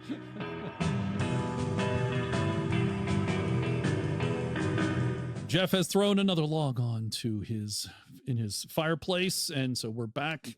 We're going to talk with Jeff about Land Rover, especially in North America for 2025. I can't believe, by the way, that we're a quarter way into this century. A little side note to all of this. But Jeff, you're settled in for what, another 2 hours before you have to put another log on the fire? This is softwood, sadly. So probably another hour. Okay. All right. So there you go, podcast listeners. We're going to try to keep them to an hour here. Jeff is repeatedly lighting matches. Jeff, for 2025, there were a number of Land Rover North America, JLR North America. I don't even know what name they're using these days. Different Pick events one. that would happen. So tell us some of the ones that you actually attended. What's your perspective on those? Thank you, John. And yes, I had the good fortune to attend let's start with the Defender end, 2 destination Defenders. And the interesting parts for me were that Land Rover has tackled the challenge of the size of this continent by holding events, one destination Defender in Port Jervis, New York, and that was months ago, and then one in Temecula, California, that was held in November. The destination Defender events really warrant our attention as enthusiasts, even if they seem to be watered down versions of what the more active enthusiast clubs might produce. The numbers the numbers of attendees really speak to the success of these events. They have thousands of attendees at each of these, no matter where they seem to hold them. They got a really strong turnout. Now, the multiplicity of activities at each of these events at times seems a little far afield from what we're used to in enthusiast club events, but they all have some kind of off-road training activity, usually led by Land Rover's driving team members. They put you in a new 90, 110, or 130 and accompany you around a purpose-driven course that was created similar to what the old Land Rover test tracks used to be back in the 1990s when the dealers were required to build one at each of the Land Rover centers. They don't necessarily teach much that you don't know as an enthusiast, but if you're relatively new to the capabilities of your Land Rover Defender, they're awe-inspiring moments. They build the ascents so that you really are staring at the sky. And that's unnerving if you've never done anything like that. That is correct. Yes. And the same with the side slopes. The side slopes are limited to about 25 degrees, So there is a 10-degree extra that before the vehicle takes on its limit. But if you've not done 25 degrees before, particularly in your new Land Rover, none of which are particularly low priced anymore, it's unnerving. And at the same time, you can hear the applause from within the vehicle. Yeah. 25 degrees is sufficiently pucker inducing. It has every potential. I would advise newbies to bring an extra pair of underwear because you just don't know how you're going to respond to that. What's your sense of the number of new owners coming in based on these events? Are they pulling a lot of folks that are new to the brand, or is this a good coverage of existing owners? We're newer to the brand. Land Rover's PR department, John, this often offers a discounted rate, even a free registration to enthusiast clubs that are active within the Land Rover community. So I see people whom I've met at other events and so on, but the vast majority to me are introduced as people who are brand new to their Rover. They've had it 1 year, 2 years, 3 years, 4 years. So it is drawing a whole cadre of new enthusiasts into the market.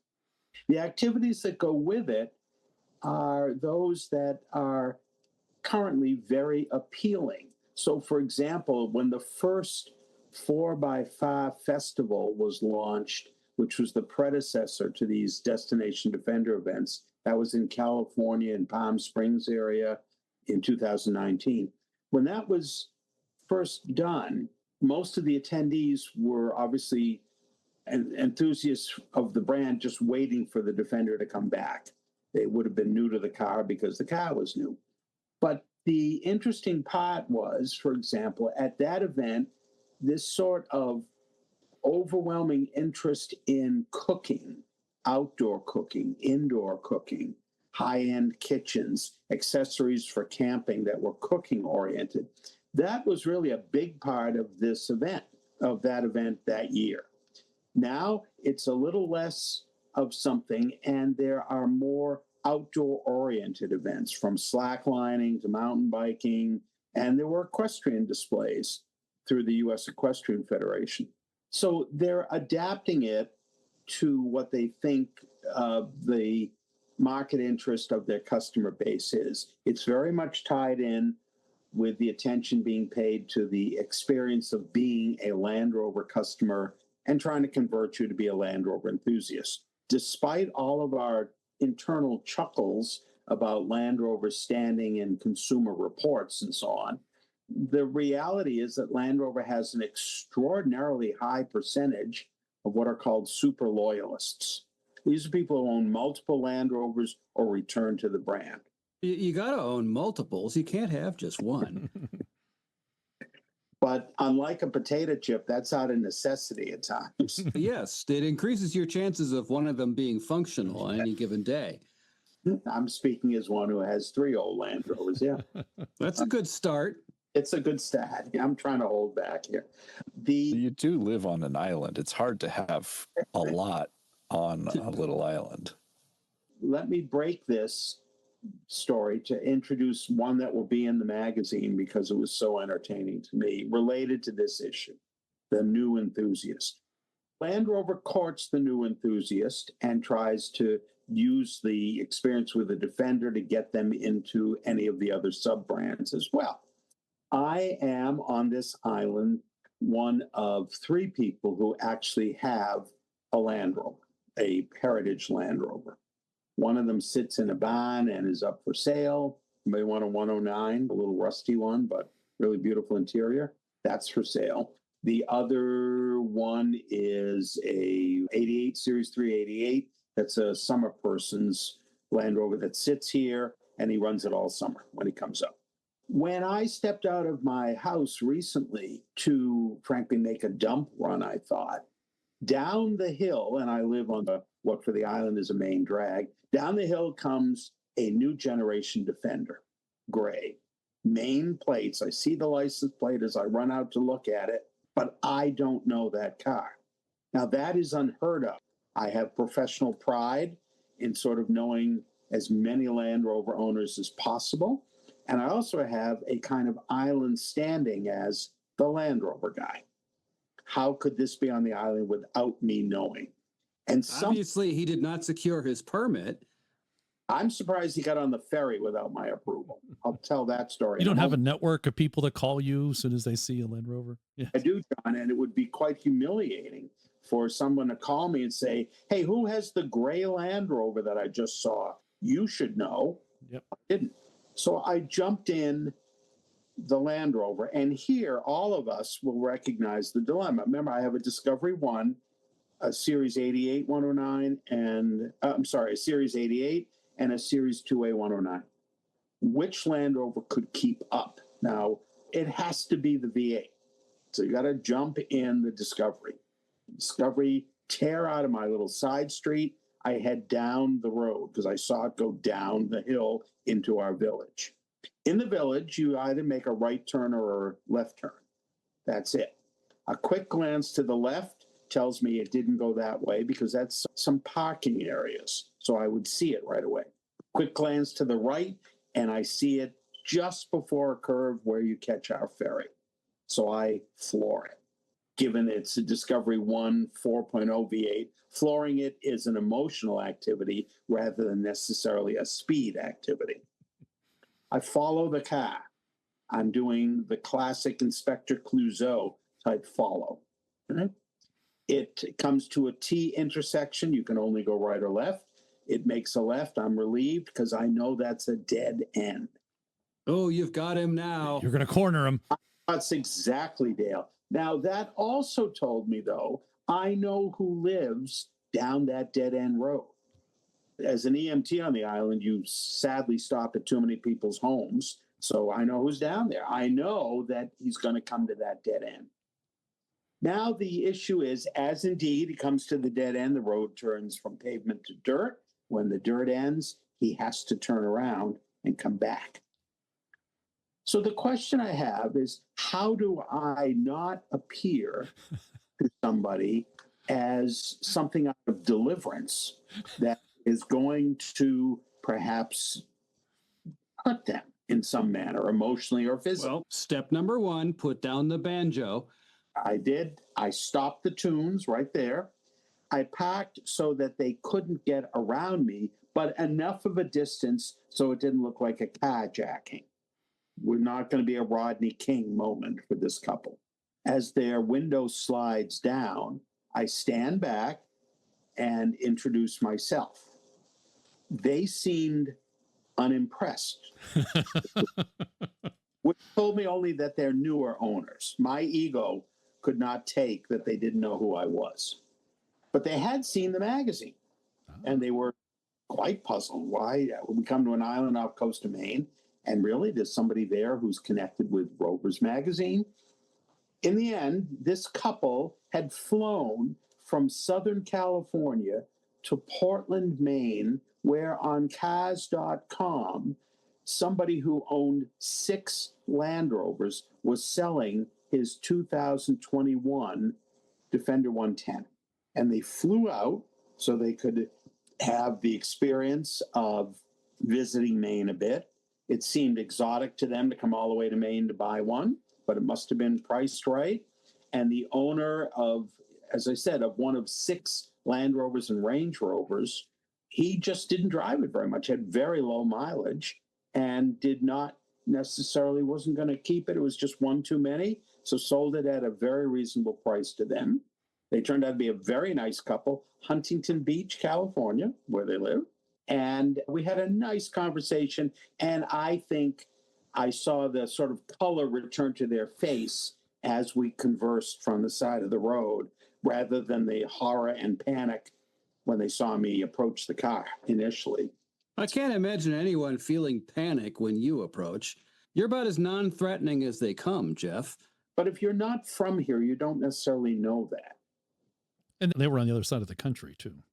Oh, yeah. Out of their element. Did they drive it back to California? The thing is, they were going to ship it back to keep the mileage low. They're going to put plenty of mileage. But it's their, it'll really be their sole car. Very nice. But it's one of those Land Rover moments. They were really wired about the brand because they had taken it down a dirt road and they felt totally secure.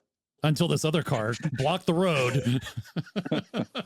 And this car, really, to them, they really look like an old car. Yeah. My Disco 1 to me is my newest. What is my newest car? But the idea that they would consider an old car because it is 27 years old now. Did they know what the Disco was? I'm not certain, John, and I didn't really want to go there. It's a good question. Despite all that, because they bought it from somebody who's clearly a super loyalist, who owns 6 new generation Land Rover, Defender, Discovery, and Range Rovers. 6 of them. Yeah. And do you know who this person is? I didn't push that. I will find out, I can assure you, because we have only one dealer in the state of Maine, in the Portland, Maine area. So unless he bought it in Massachusetts and brought it up, I'll find out. This won't be. Jeff's on a mission. He's on the case. Now they only own 5, so it like narrows down the number quite a bit. Maybe they're wavering a bit. So I cite that because Destination Defender in Port Jervis, New York, got over 2,000, 2,100 people. And the one in Temecula, where it rained the entire time in Southern California, it poured, as the song says. The one weekend that it rains in Temecula was when the event was happening. No, Land Rover could not have the equestrian demonstrations because of the potential danger for the horses. But they were able to keep the driving exhibits going and the food exhibits and the mountain bike exhibits. Did they have a problem with the very first Destination Defender where a hurricane had come through? The very first one was in upstate New York, along the Hudson River towns. So Destination Defender is becoming like Mar. It is. Yeah. They must have hired the Mar team as consultants. How to make it rain, for sure. But I really have to commend what happened. So in Southern California, for example, each of the dealerships, there's lots of them, as you can guess. There were good 18 different dealerships that participated. Maybe they had their arms twisted to participate, but they did. They had kiosks and covered areas for serving of free food and drink and so on. Land Rover had a lot of presentations. Again, the Dakar was presented by Sarah Price, who had a Q&A session at that one. There were not only driving demonstrations, but there was an actual little off-road course where you could take your vehicle or one of the demonstration vehicles and go a little longer distance and so on. Interestingly, when you go to a Destination Defender event and you want to drive a Defender, you're given a breathalyzer just before, and you're kept in line. Now, the thought of a breathalyzer at a Land Rover Club event would significantly reduce the trail rides participation. But that being said, they take it seriously and they take the whole experience seriously. Land Rover also did announce at the California Destination Defender the winners of this year's Defender Service Awards. And as a reminder, those awards are given by Land Rover North America, or JLR North America, for nonprofits and municipal agencies in 6 different broad categories, each of which feels that it has a purpose-driven need for a Land Rover this year at 130. Whereas they first started this event, 5 or 6 years ago, and it was a 2-year lease of a Defender that you received. Now it's the vehicle. Kitted out, thanks to sponsorship from other companies that Land Rover has roped into this, kitted out to your particular needs. So if you're in an animal rescue group, you're going to get the animal guards or dog guards or something similar that you need. You'll get the rubber mats that you need. Search and rescue, you'll get the ladders, you'll get the roof racks. And the vehicles are logoed up to your color scheme and your presentation so that every time they're in use, they show off your nonprofit.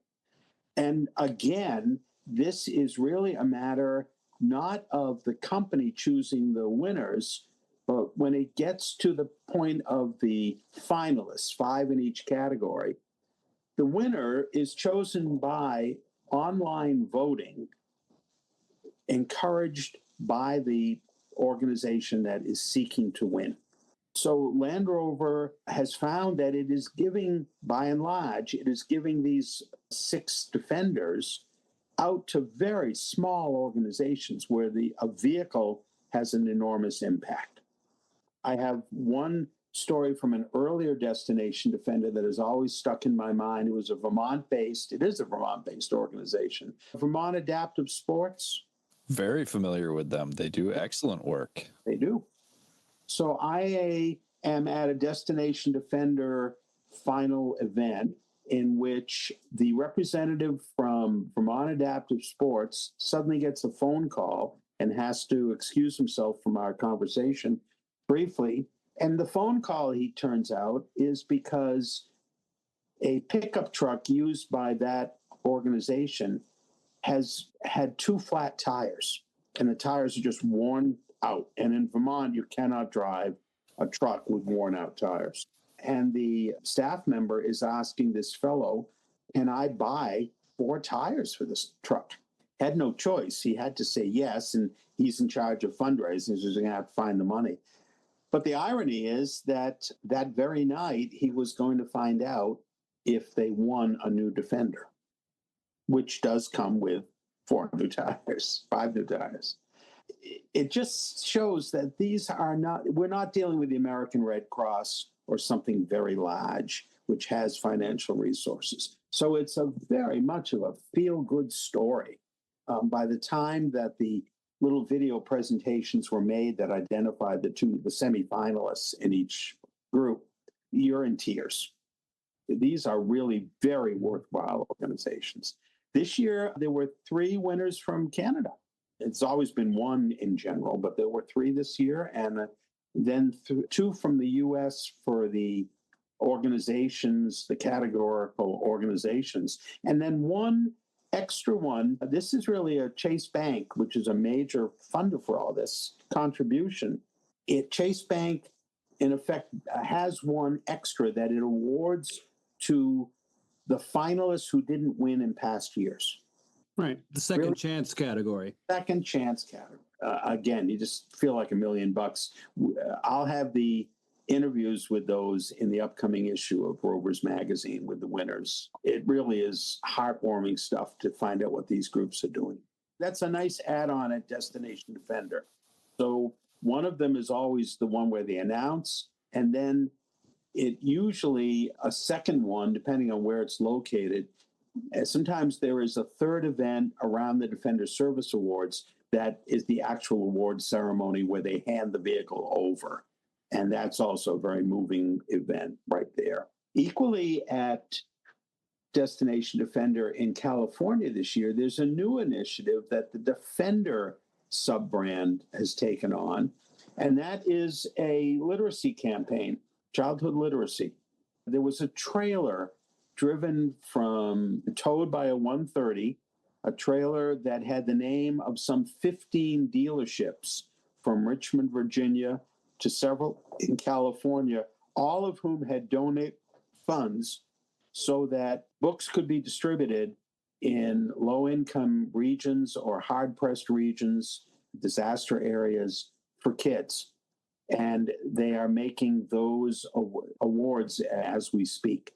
But the announcement was made at the Destination Defender.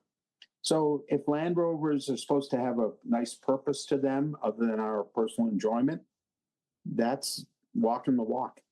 Doing important things. They are doing important things. Too busy to get awards, exactly, as Richard named. I also had the pleasure of talking with Sam Allen, who is the brand director for Discovery and Defender in the North American market. And Sam interests me greatly, both as a personality, he's a wonderful individual, but so many people who have worked for a long time at JLR, and to Sam, it's really been most of his professional adult career has been with JLR in different capacities. He grew up in a family that rebuilt Land Rovers. and then went into Land Rover as an apprentice and has worked his way up in the management line as a genuine enthusiast. He reminds me so much of the people, John, that we met at the Diamond Jubilee and honored. These are folks who are from the Birmingham area, or the Oxford area at the most, and have followed their desire to not just love Land Rovers, but actually be involved with them. Sam hints strongly, but he can't talk about it and won't, that we will see a refreshment, indeed, maybe even a different generation Discovery, that the Discovery has not been washed away as we tend to think, even though a lot of its sales have been cannibalized by the Defender. The new generation Defender took a lot of Discovery sales away. I would argue, as an enthusiast of the original Defender lineups, right up to the LR4, that the design of the Discovery 5, its appearance, not its actual driving capability, but its appearance particularly, moved me away from the Discovery. I'm not a fan. And I think the success of the Defender, which is sold way above what was anticipated in every market, speaks to that. So the challenge for the Discovery is reinforcing its value as a family SUV. Now that the Defender can take some of that role, can the Discovery recapture it? And I'm hoping that Sam's statement comes true, because I love that lineup and I love that sub-brand, if you will, that branch of the family, as we used to say. So interestingly, Sam also just reinforced to me that despite some of the fractiousness that we might sense in the parent corporation, like the Gerry McGovern discussion we had earlier, that there's still quite a coterie of people who've been with the brand for a long time and are genuine enthusiasts of the brand. I know we wonder about that a lot as enthusiasts, and there may not be, it may be a plurality, not a majority anymore. Lots of great people have aged out of working in the car business, but they are car people. They're car guys, if you will, and car girls, if I can use that expression. So I'm encouraged for the future of Land Rover that way. Good. Yeah, because there's definitely changes coming, especially when we've had a new CEO in place. In the U.S., they're dealing with tariffs, have certainly majorly impacted their production. We had the cyber attack this year, which resulted in, almost 2 months where they couldn't produce a vehicle at all. Maybe it was a month and a half. So the real awkwardness for Land Rover at that point was, after you've spent a few years pushing everybody to custom design their own vehicle through the SV mechanism, now you can't order a vehicle and you can't custom produce it. So you don't have the sorts of things on your lot as inventory that can easily move. And suddenly you're saying, you know what, I can't get you that one. You waited anyway too long and you're unhappy with that. And I don't, as well as the Defender has sold, and it does, and I really enjoyed my test time with one, the lure of the Velar and the Range Rover lineup is still very strong.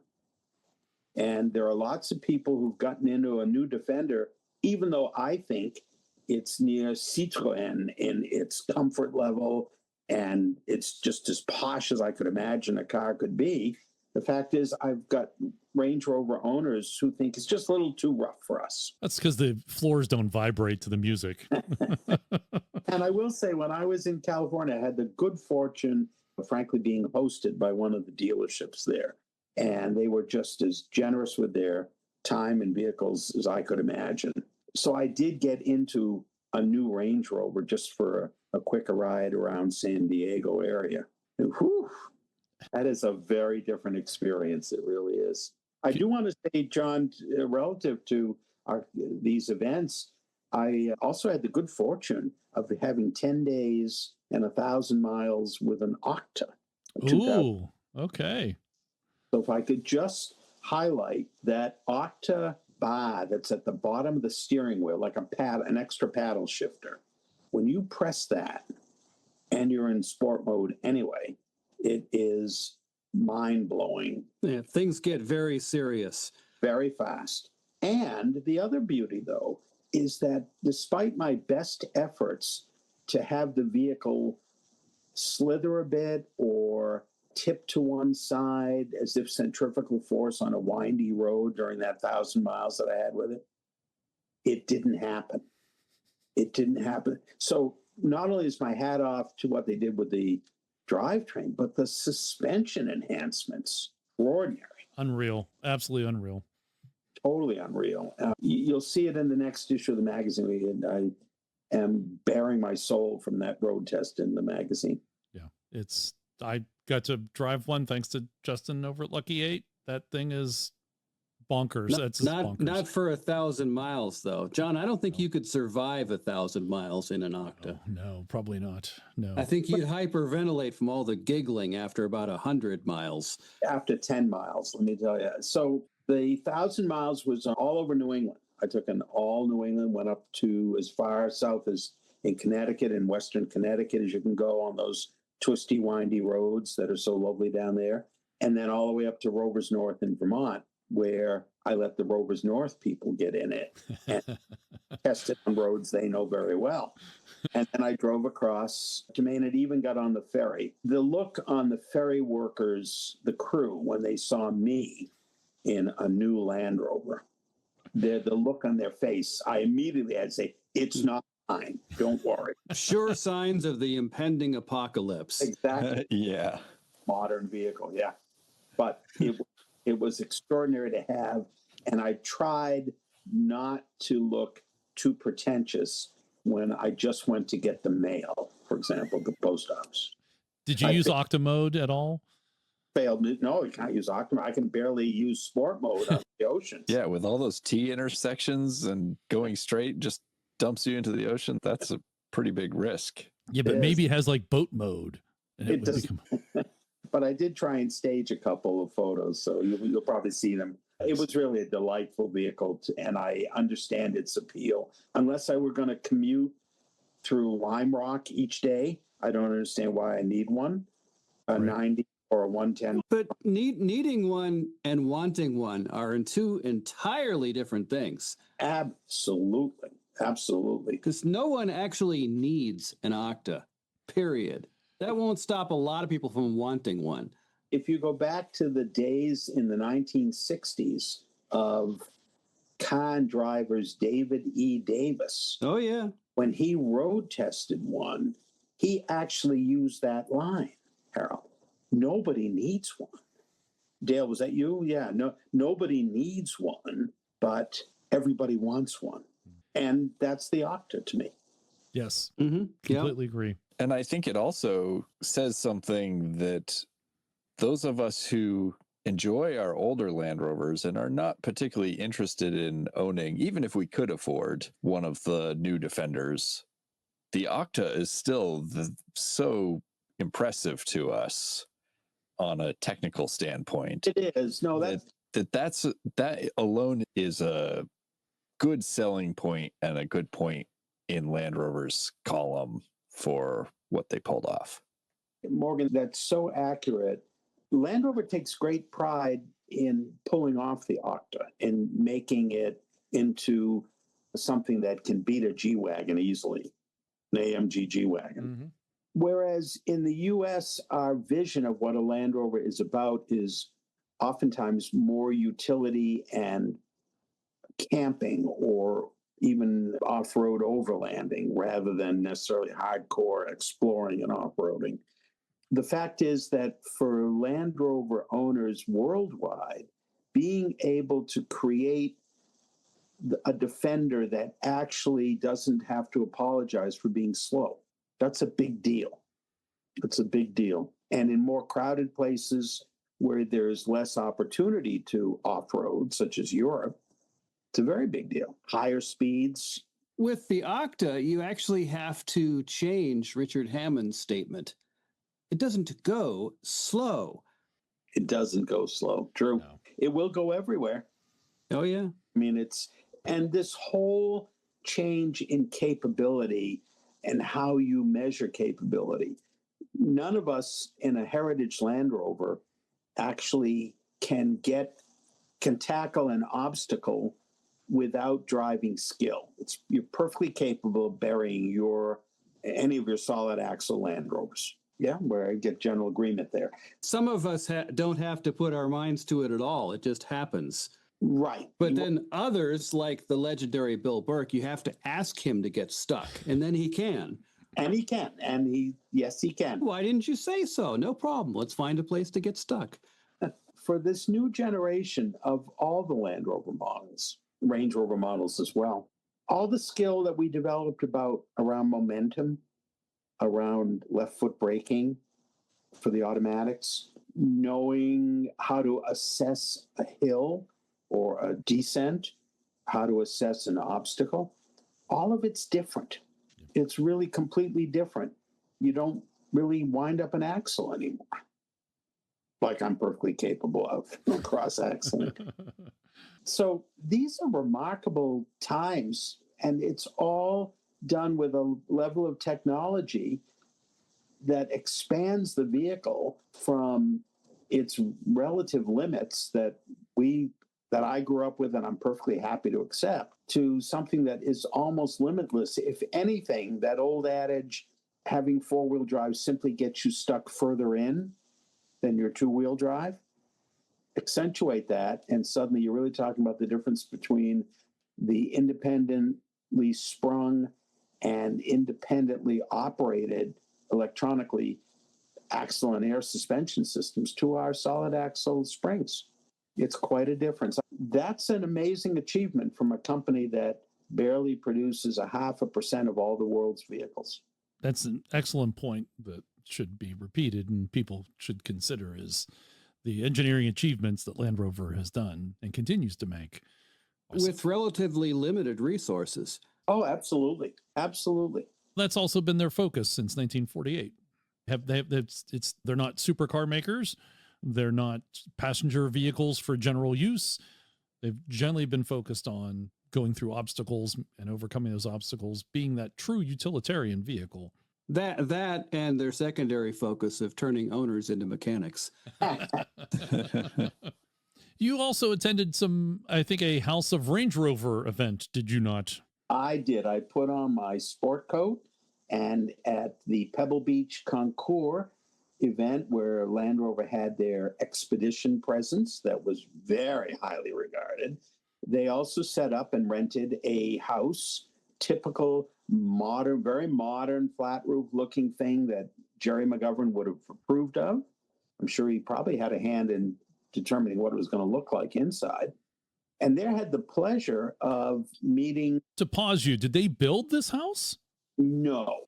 If you own a house around Pebble Beach that overlooks the golf course or the grounds around the golf course, you can make a staggering amount of money for a week. Uncountable amount of money. Thank you, most assuredly. And Land Rover rented it on behalf of Range Rover, which set up a Range Rover house.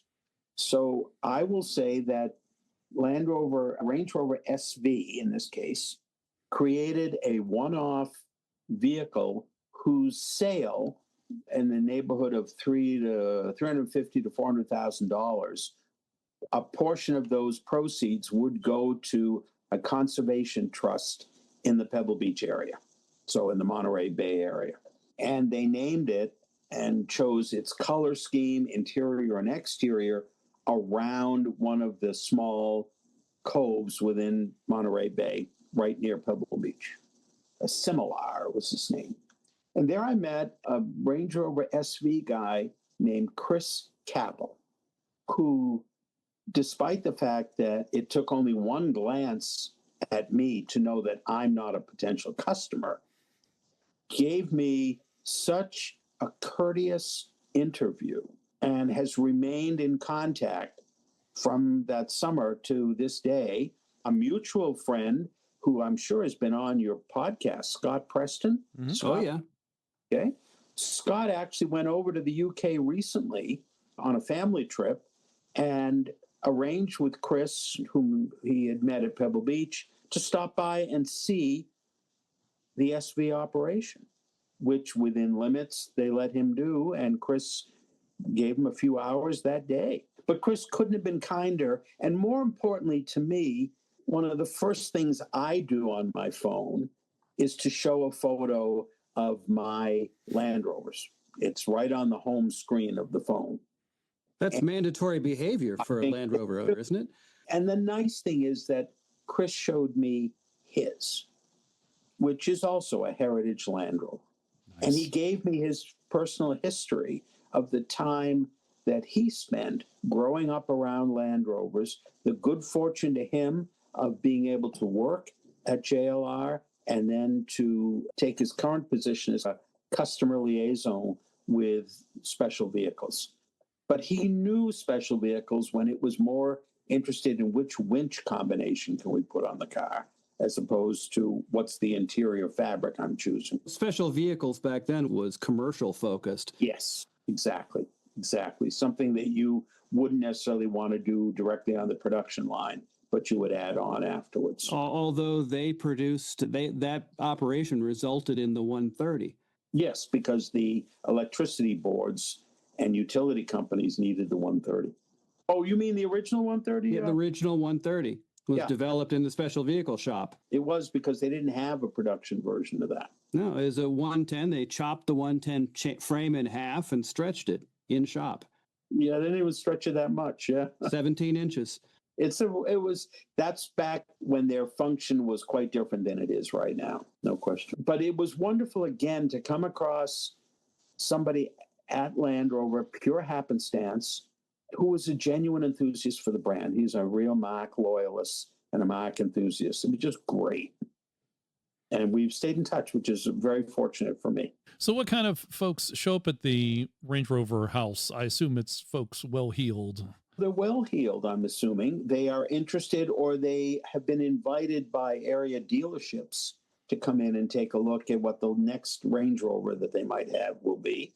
Lots of them owned Range Rovers, that was clear, and had, in some cases, had one on order already and just wanted to see what was available. But one of the nice things that was done for the Pebble Beach event was that they had the British Transamerica Darien Gap Range Rover there with all of its dents and all of its handcrafted interior.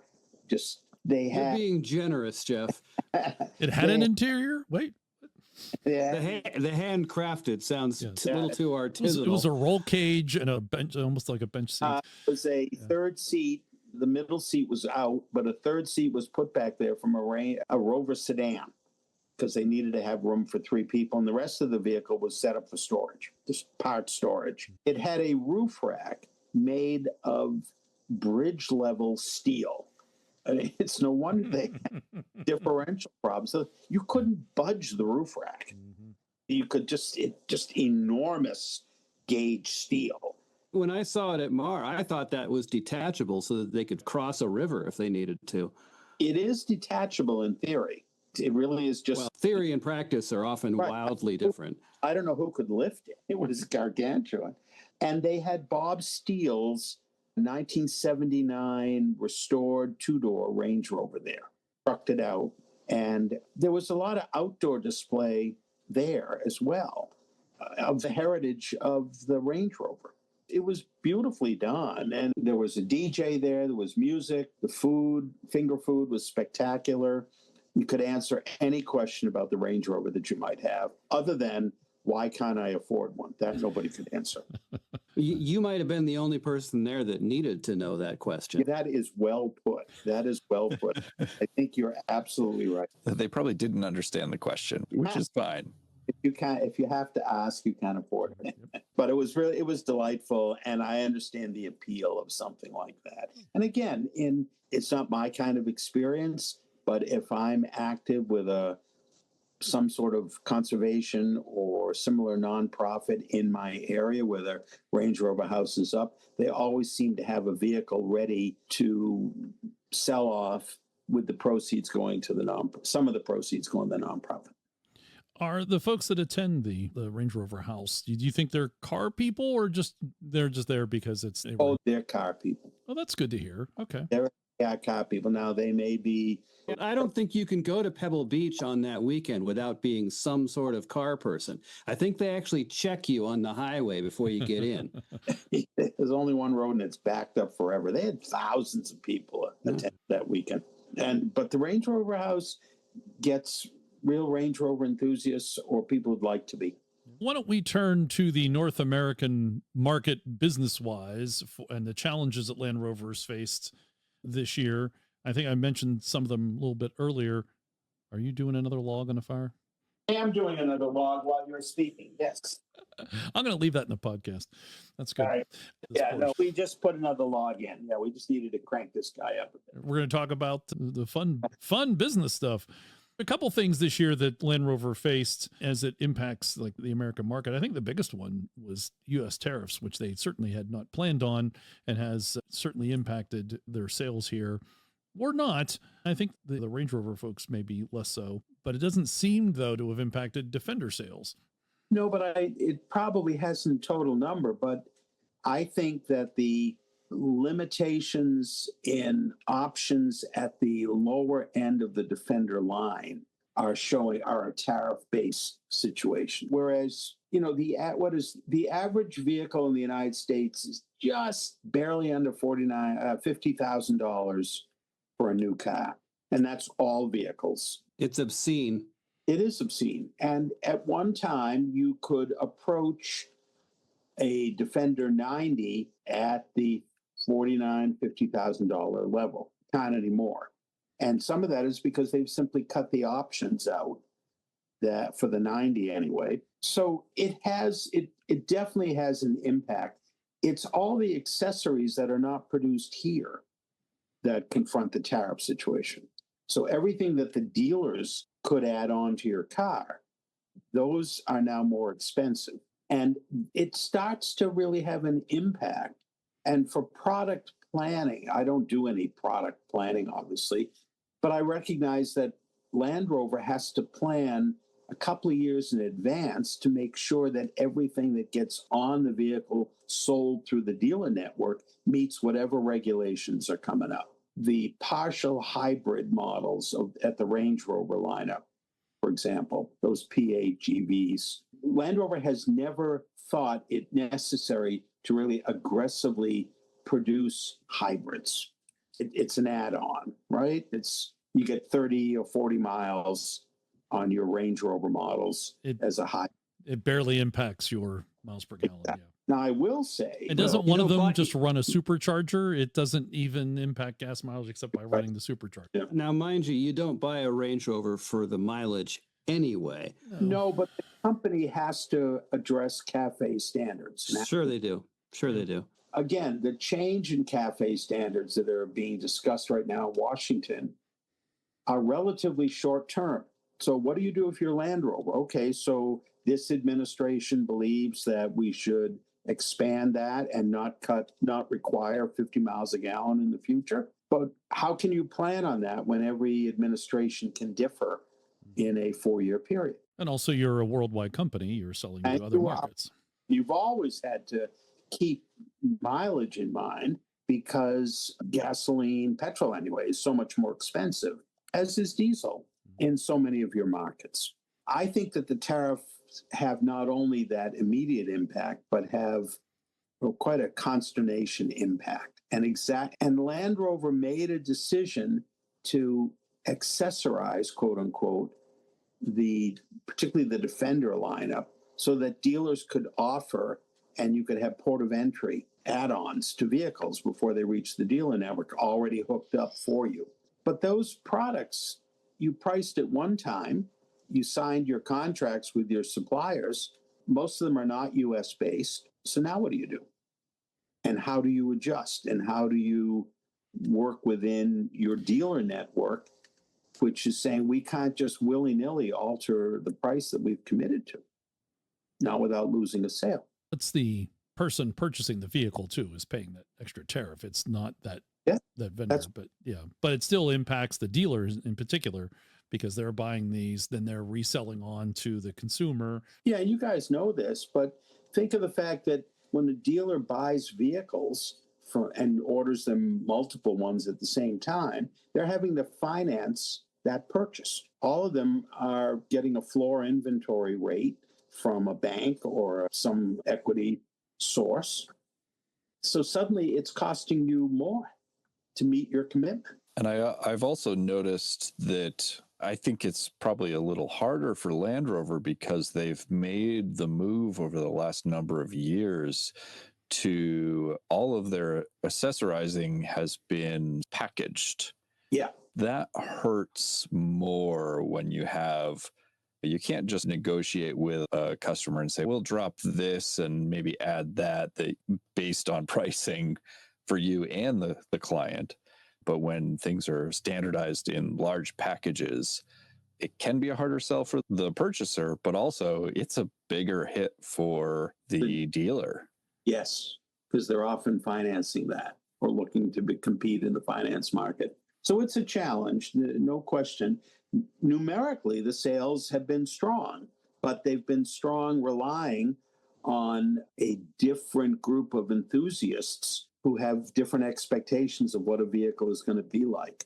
Do you remember when the new generation Defender was launched at the Los Angeles Auto Show? Land Rover threw a party featuring John Mayer, the singer John Mayer, and Lindsey Vonn, the skier. John Mayer gets up ready to entertain the crowd, and he suddenly yells out, "Who's ready for a Defender that doesn't leak?" Ooh. Entertaining to the rest of us. Nobody yelled out, "Oh, mine doesn't leak." He got tremendous applause and laughter from it. So he had a bunch of Defender enthusiasts who knew exactly what he was talking about. And his NAS 90 Arles Blue, white top, was there on display, along with a new generation one in the same color scheme. There are clearly impediments, but they're impediments that are being met by altering financing situations. Could you guys ever have imagined an 84-month payment plan on a car? Absolutely not. No, it's crazy. So Land has to focus its North American sales around who has the wherewithal as well as the interest to purchase that car. And that is going to be a different group than necessarily the off-road enthusiasts.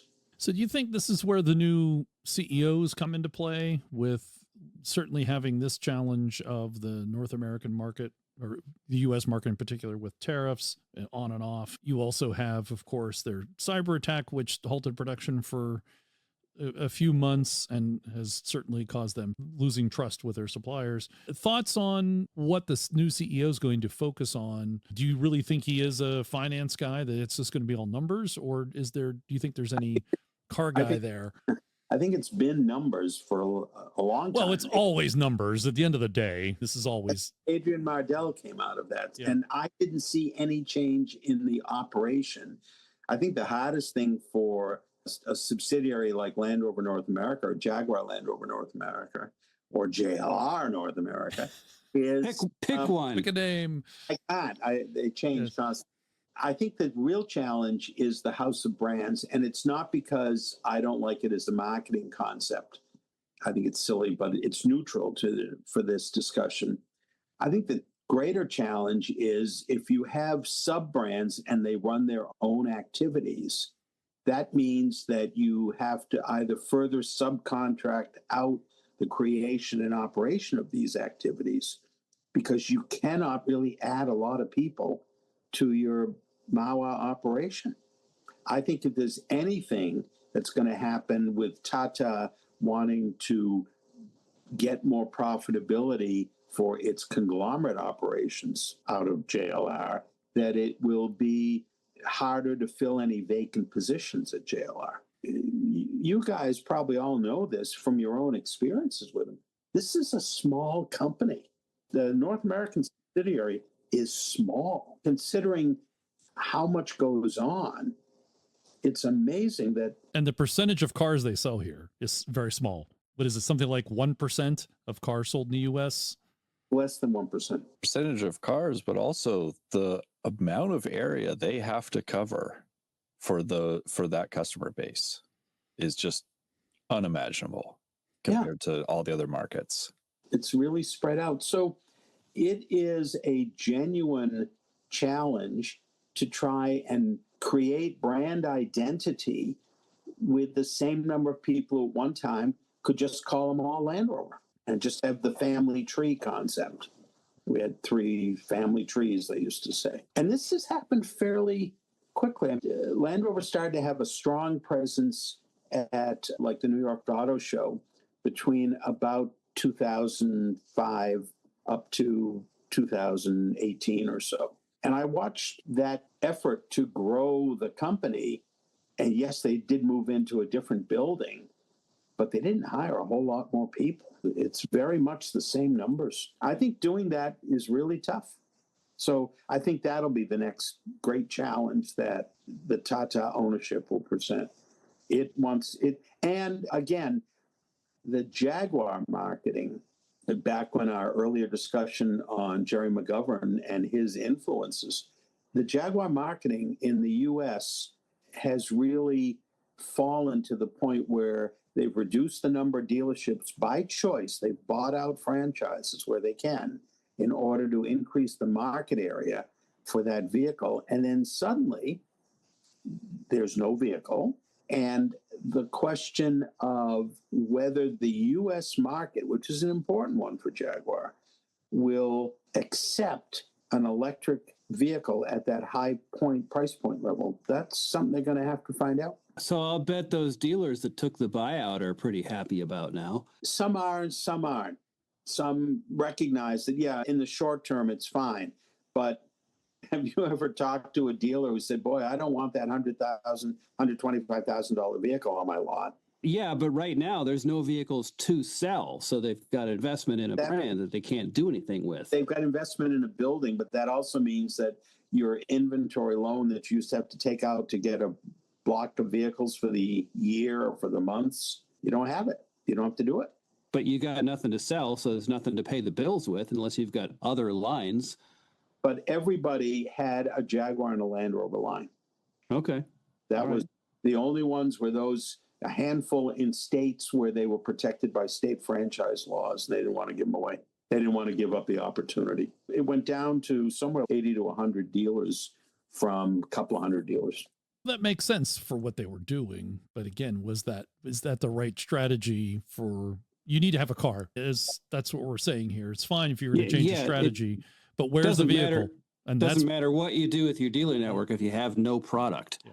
Which is probably what happened between McGovern and the new CEO. Might have been allegedly happened. May or may not have happened. They may or may not have been talking about where's the new Jag. It's also going to make it so much harder to make inroads again in the US because they don't even have the Jaguar Land Rover dealers where maybe they would still have a Jag or two, or maybe keep selling some pre-owned Jags. I hear you, sir, but I'm going to interrupt you to say this was part of the plan, though, to make a big clean break. Now, I think having a car now was not part of the plan, but I think part of the plan was to make a big clean break. Like, we're done. All that's being cast off. The Leaper and the Growler and all that's gone.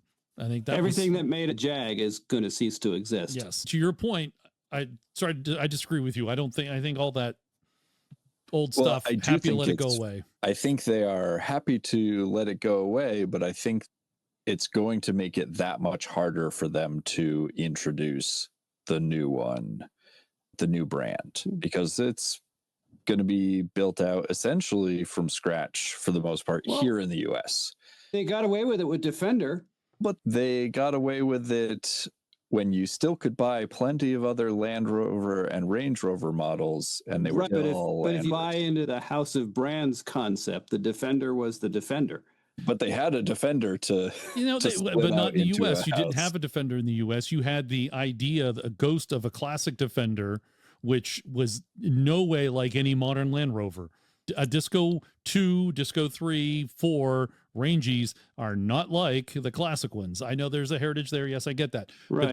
But by the time they came out in 2020 with the new Defender, the old Defender was a revolution. That's why there was a revolution there. Here in the U.S., there was a big break between big one here, but in Europe there was 4 years without a Defender, so I think it still worked for them. Yes, and also no one was buying them. Remember that. I have to keep saying this. The last couple of years, people were not buying them. They had one handmade line making. I think when the new Defender came out, I think it took them half a year to sell as many as the entire run of the legacy Defender, something like that. Yes, but again, the House of Brands didn't happen until later, and they had plenty of dealer presence selling plenty of other Land Rovers and Range Rovers from the same dealer network, and that's where I think it's going to be that much harder. Until the Defender came out and they stopped selling discos. I think we should all be aware of. I saw the new Jaguar prototype at Pebble Beach in person. So walk around it, and so many of Gerry McGovern's designs, they look much better in person than they do in a photograph. They really do. And this one, not my style. It still looked like the Batmobile. Did you see the boy or the girl? I saw the pink one. No, the blue one. The boy. Okay. Thank you. And walked around it, saw its proportions. It's nowhere near as big as it looks in the photos. Is it as low to the ground? It's definitely low to the ground, yeah. But nowhere near as tank-like as it looks in the photos. But interestingly, have you seen the new Bentley prototype? I'm going to say no. Anybody seen photos of it? No, have not. Looks just like it. In other words, that brutalist type of Batmobile styling seems to have influenced Bentley's designers to produce a vehicle similar. John, can you pull that up? I think I found it. Apparently that's what wealthy people want now. I think we're also going through somewhat of a retro modernism phase right now. So a lot of the electric vehicles companies have been switching to a reductive, brutalist, there's those and words. or retro modern. Yeah, I had to toss in Gerry's keywords there. Was it one of these, Jeff? I realize podcast listeners, you don't see what we're looking at. John, your third one, I think, is it, right? There you go. Yes, you're right. That this is the EXP15 electric Bentley. Is that coming or going? Yes. Yes. That's probably part of the point. Yeah. This seems seemingly happening with this luxury market. The same things happen where they all seem to me look alike in the SUV market. And it does seem like Land Rover seems to set us some sort of standard, because how many of these modern SUVs you could for half a second, or if you're not paying attention, you're like, was that a Land Rover? Is that, maybe it is or not? One of the Dodge SUVs, I swear, looks like a disco. It's very close. Is the new Durango? Maybe it's the Durango. That could be it. Yeah. That's what it is. Yeah. It did remind me of a LR series. Yeah. For all our complaining about JLR and Land Rover and things, there is some positivity here of they do seem to be setting a mark, I use that on purpose, and setting a standard for design, engineering, and they're mighty.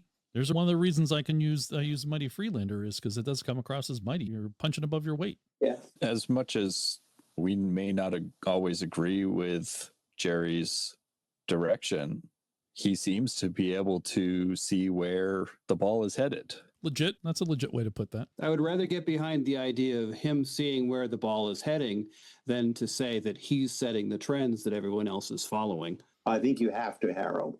If you deny that, I think you'll be proven wrong. They're the same in a way, Harold, too. It's where's the ball heading, setting the trend. That may be true, but I'm going to use the former set of words. Okay, fair. On that positivity note, let's move on from 2025 and talk about 2026. But before we do that, Jeff, any updates to your personal driving fleet or personal Land Rover fleet? No, I realized if you have ever followed my ownership that started in 1991 of the QE1, my 6688, it, after an accident in the early 2000s, like 2002, a deer took it out, and the deer also exposed much of the rot that had pervaded the bulkhead and the chassis from daily driving. My good fortune was that East Coast Rover and Rovers North together decided to surprise me, shock me, by covering the rebuild of the car. Nice. Wow. Wow. I had a minor insurance payment that I just gave to East Coast Rover, and I was collecting parts from people that I knew around New England. Do you have an extra fender? Do you have a wing?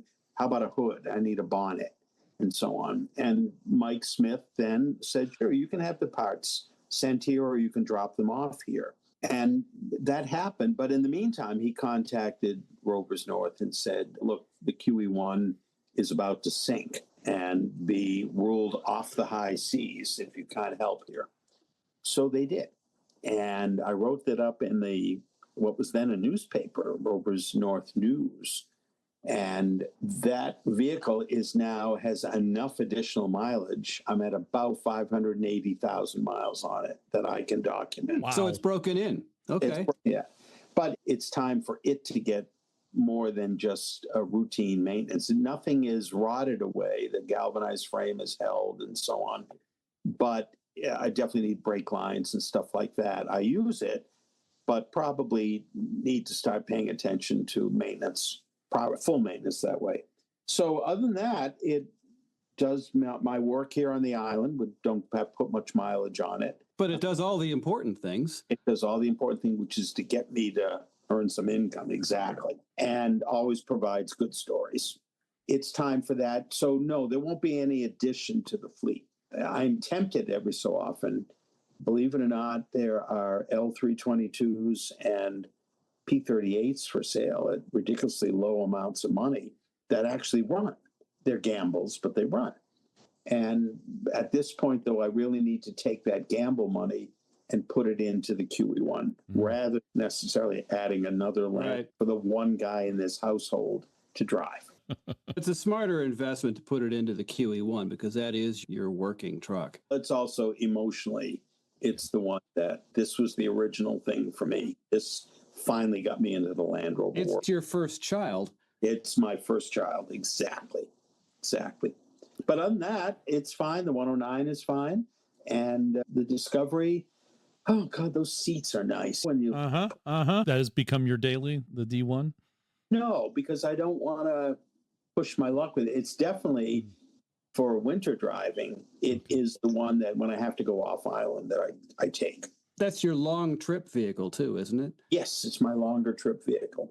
And that's partially because there are times I'm taking longer trips and would like somebody to accompany me. And without saying what? Yeah. And the significant other in my life is not as big a fan of the series vehicles as I am. I think we're all familiar with that. Yeah. I don't know what you're talking about. Yeah. So the Disco continues. Is it an automatic or stick? It's sadly an automatic. Okay. Perfectly is an automatic. Yeah.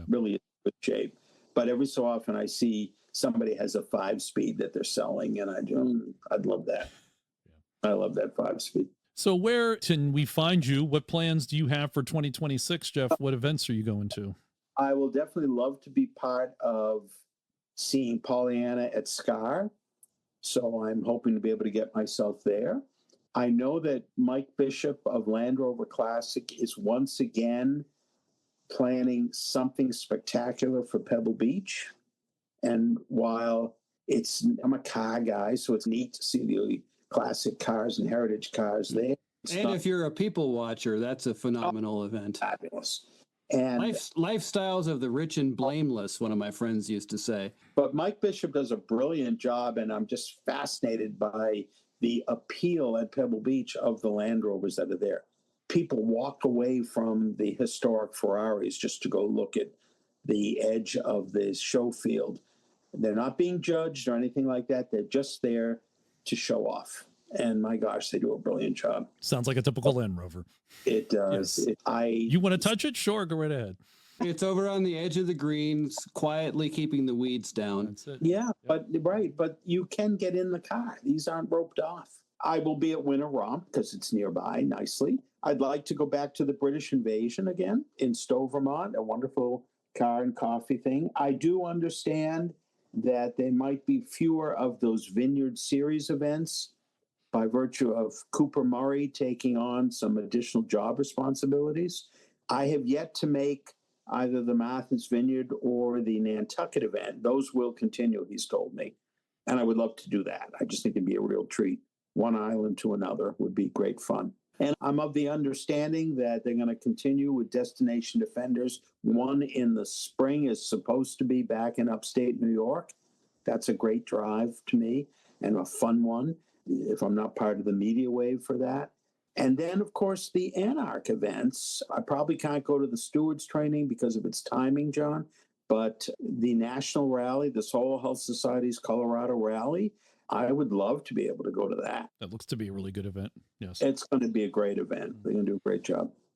So that's where I'll be. If in some manner I can convince myself that I don't really need a savings account, but I should go to England and visit Land Rover Classic and visit SV, maybe get a factory tour, I would love it. Oh, that'd be perfect. That would be ideal. I would love to make that happen. I think we all would, Jeff.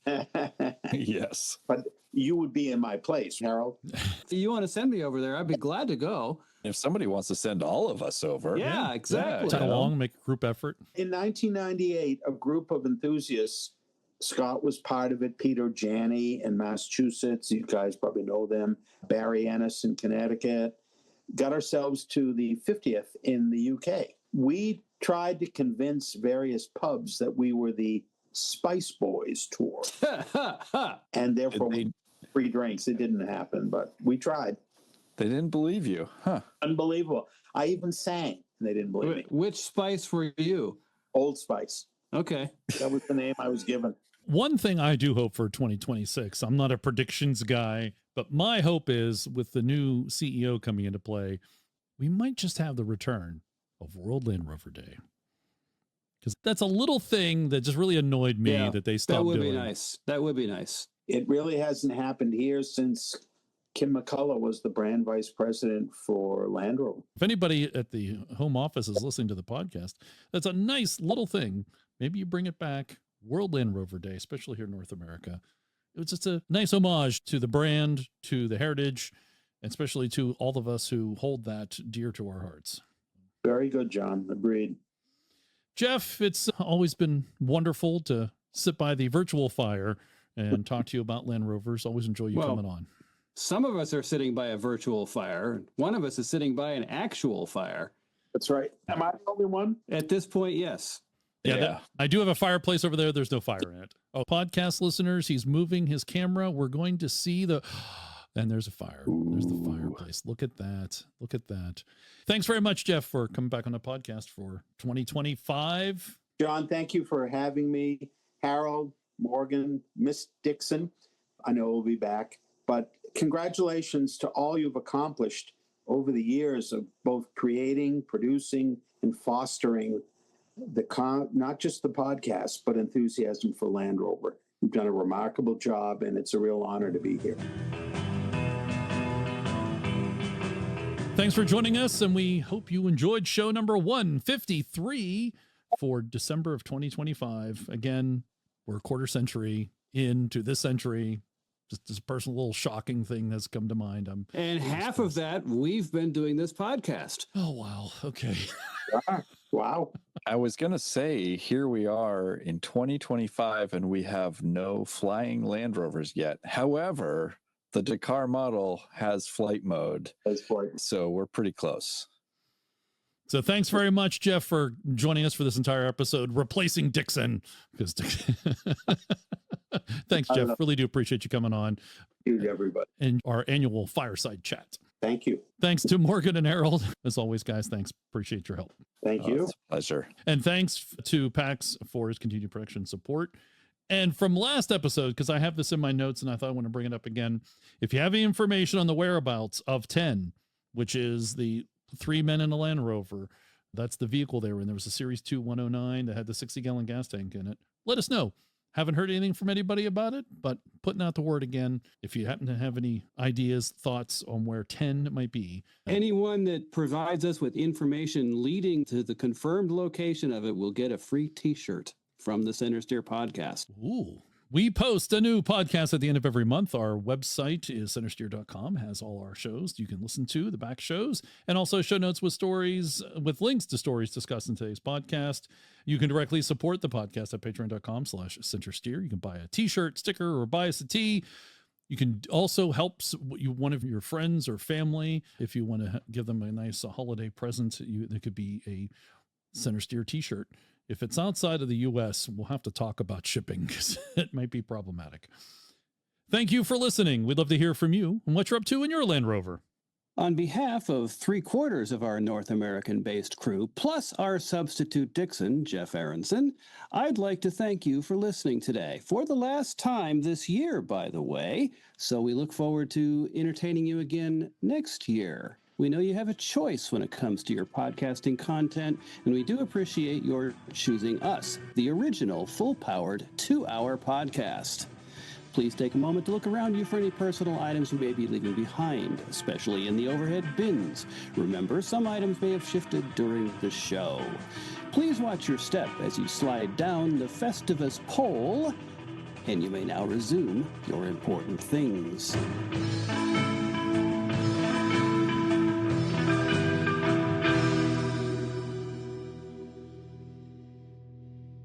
Which spice were you? Old Spice. That was the name I was given.